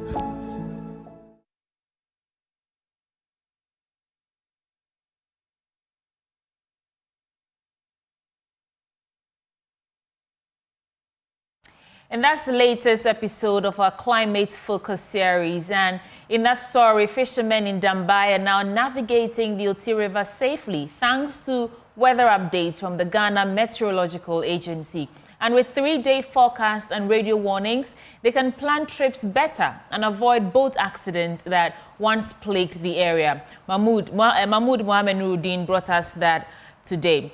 Let's get on Zoom now and broaden the conversation a bit. My guest is Adom Marine, and she's a meteorologist at Ghana Meteorology Agency. Marine, thank you so much for joining us. Now, let's start by painting a picture of how rampant the accident was on the Oti River prior to the introduction of the 3-day forecast and radio warnings.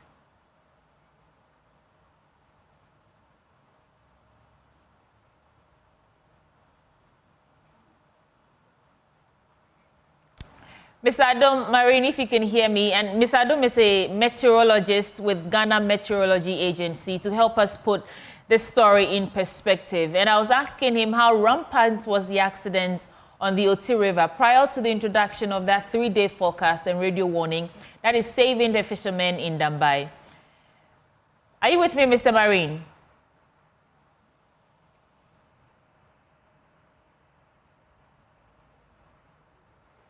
Remember that our Climate Focus series is brought to you by Youth Bridge Foundation and Climate and Development Knowledge Network. And in the story that we just showed you that we're trying to get more perspective on, it appears the 3-day forecast and radio warnings provided by the GMET is saving fishermen in Dambai. There were some incidents on the Oti River that plagued the community, but thanks to weather updates from the Ghana Meteorology Agency, they're able to plan their days ahead, and it's saving them a lot of stress. Adom Marine is back on the line with us, and he's a meteorologist with Ghana GMET. So I was asking you, Mr. Adom, how rampant was the accident on the Oti River prior to the introduction of the 3-day forecast and radio warnings? Thank you very much. My name is Adom Dachi from Ghana Meteorological Agency, the Marine Unit. Before the introduction of inland water forecast, accident on the Oti River, mostly we don't single it to Oti River, we call it a water leak. Well, you know, the water lake is a composition of about 17 rivers. But here is the case, you are singling it to Oti River, no problem. The accidents on the water lake were relatively common, though exact statistics may not be readily available. But the primary cause was weather. That's the unpredictable weather. The weather is becoming unpredictable. One of the days that fishermen were able to depend on their traditional knowledge for fishing. And because of the climate change, depend on your traditional knowledge for fishing, it becomes very difficult for them to navigate. And they were not having access to our forecast, and some of them too didn't understand it. And okay. Adam, you have to speak up for me. Your voice is a bit faint, so I'm struggling to hear you. Oh, sorry. Is it better now? Yes, go ahead. Yeah. I said the weather was unpredictable for the fishermen. Right. They were depending on their local knowledge of fishing. That's the traditional knowledge that they learned from their parents in fishing. But because of the climate change, things are changing. They are no more working for them, the traditional knowledge. So they needed to have access to the scientific way or the change that the weather is repeating these days. And so, have you tailored your weather forecast to be, apt for these various areas? I mean, how has GMET actually tailored its weather forecast specifically to benefit fishermen along the Oti River? Yeah, the weather forecast, at first we were not having the inland water forecast. We were not having that. Later we added it because of the rampant nature of accidents happening or occurring over the Volta Lake.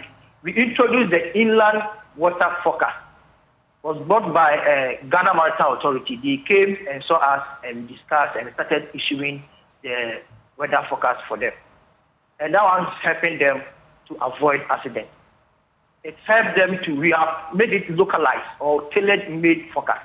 We have divided the Volta Lake into 3. We have the northern part, we have the middle part, and we have the southern part. And because it's tailored, we target them with respect to what is expected to happen in their region or in your sector. And it's also simplified language. We communicate to them in the language that they can understand. We have a connection with the liaison officers, their executives. So when we finish the forecast, we push it to them, and they further reduce it to a language that they can understand in Ewe, in Dambai, in other languages, various languages that they can understand. We also use a simple language in the forecasting. We also use the sign, but impact-based weather forecast. The impact-based weather forecast for the marine, we have only 3 colors. The green one stands for low impact, and the yellow color stands for medium impact, and then the red stands for high impact. So no matter if you have not even read the forecast, the moment you see it, they can determine whether the impact is going to be medium or low or high. Are you saying that you're using color codes to sort of decipher what the weather is for fishermen who are not technologically savvy to understand what the predictions are? Is that what you're saying? We gave them training. We have trained them. At first, they were not having enough training or understanding in the weather education. At the introduction of the inland weather forecasting, we went around and trained them. Though we've not finished with all of the stations, but through their executives, we trained them for them to train the users or the fisher pools. And because of that, they understand it very well. And we don't also depend on only the color of those who use smartphones. Those who are not even using what we term as a jam phone can still get access. That's why you see one mean green or calm. And if you see two means rough, and if you see three means dangerous. Okay. So we've not left those who are not using smartphone out. All right. So looking forward, what improvements or additional services does GMET plan to introduce to further enhance safety for fishermen and other river users? As of now, we have limited infrastructure for data collection. So in future, GMET is planning to expand its data collection because the ground-based or the ground-proof data help us to sharpen our forecast, and the forecast trust also increases. But if we have what actually happened on the ground, these are the microclimates for us to predict on point. And we're also trying to reduce the communication barriers. Many of our users do not understand the English and the jargon that we use in the forecasting. We are doing our best to introduce the local languages so that they can understand any ordinary person who wishes to have access to the weather before going for fishing will get the understanding in the language that he was born. Mr. Adumdeche is Principal Meteorologist at GMET. Thank you so much. And I know that you're doing your best for the people in Dambai, which is what really the story is about. And that's how we're wrapping up for the AM show for today, the Wednesday edition. I'm just catching myself in there and I look very pinky. Thank you so much for joining us. My name is Sweetie Abochi and I did this with Benjamin Akako. Joy News Desk is up next with Faustina Safo. I'll see you again shortly.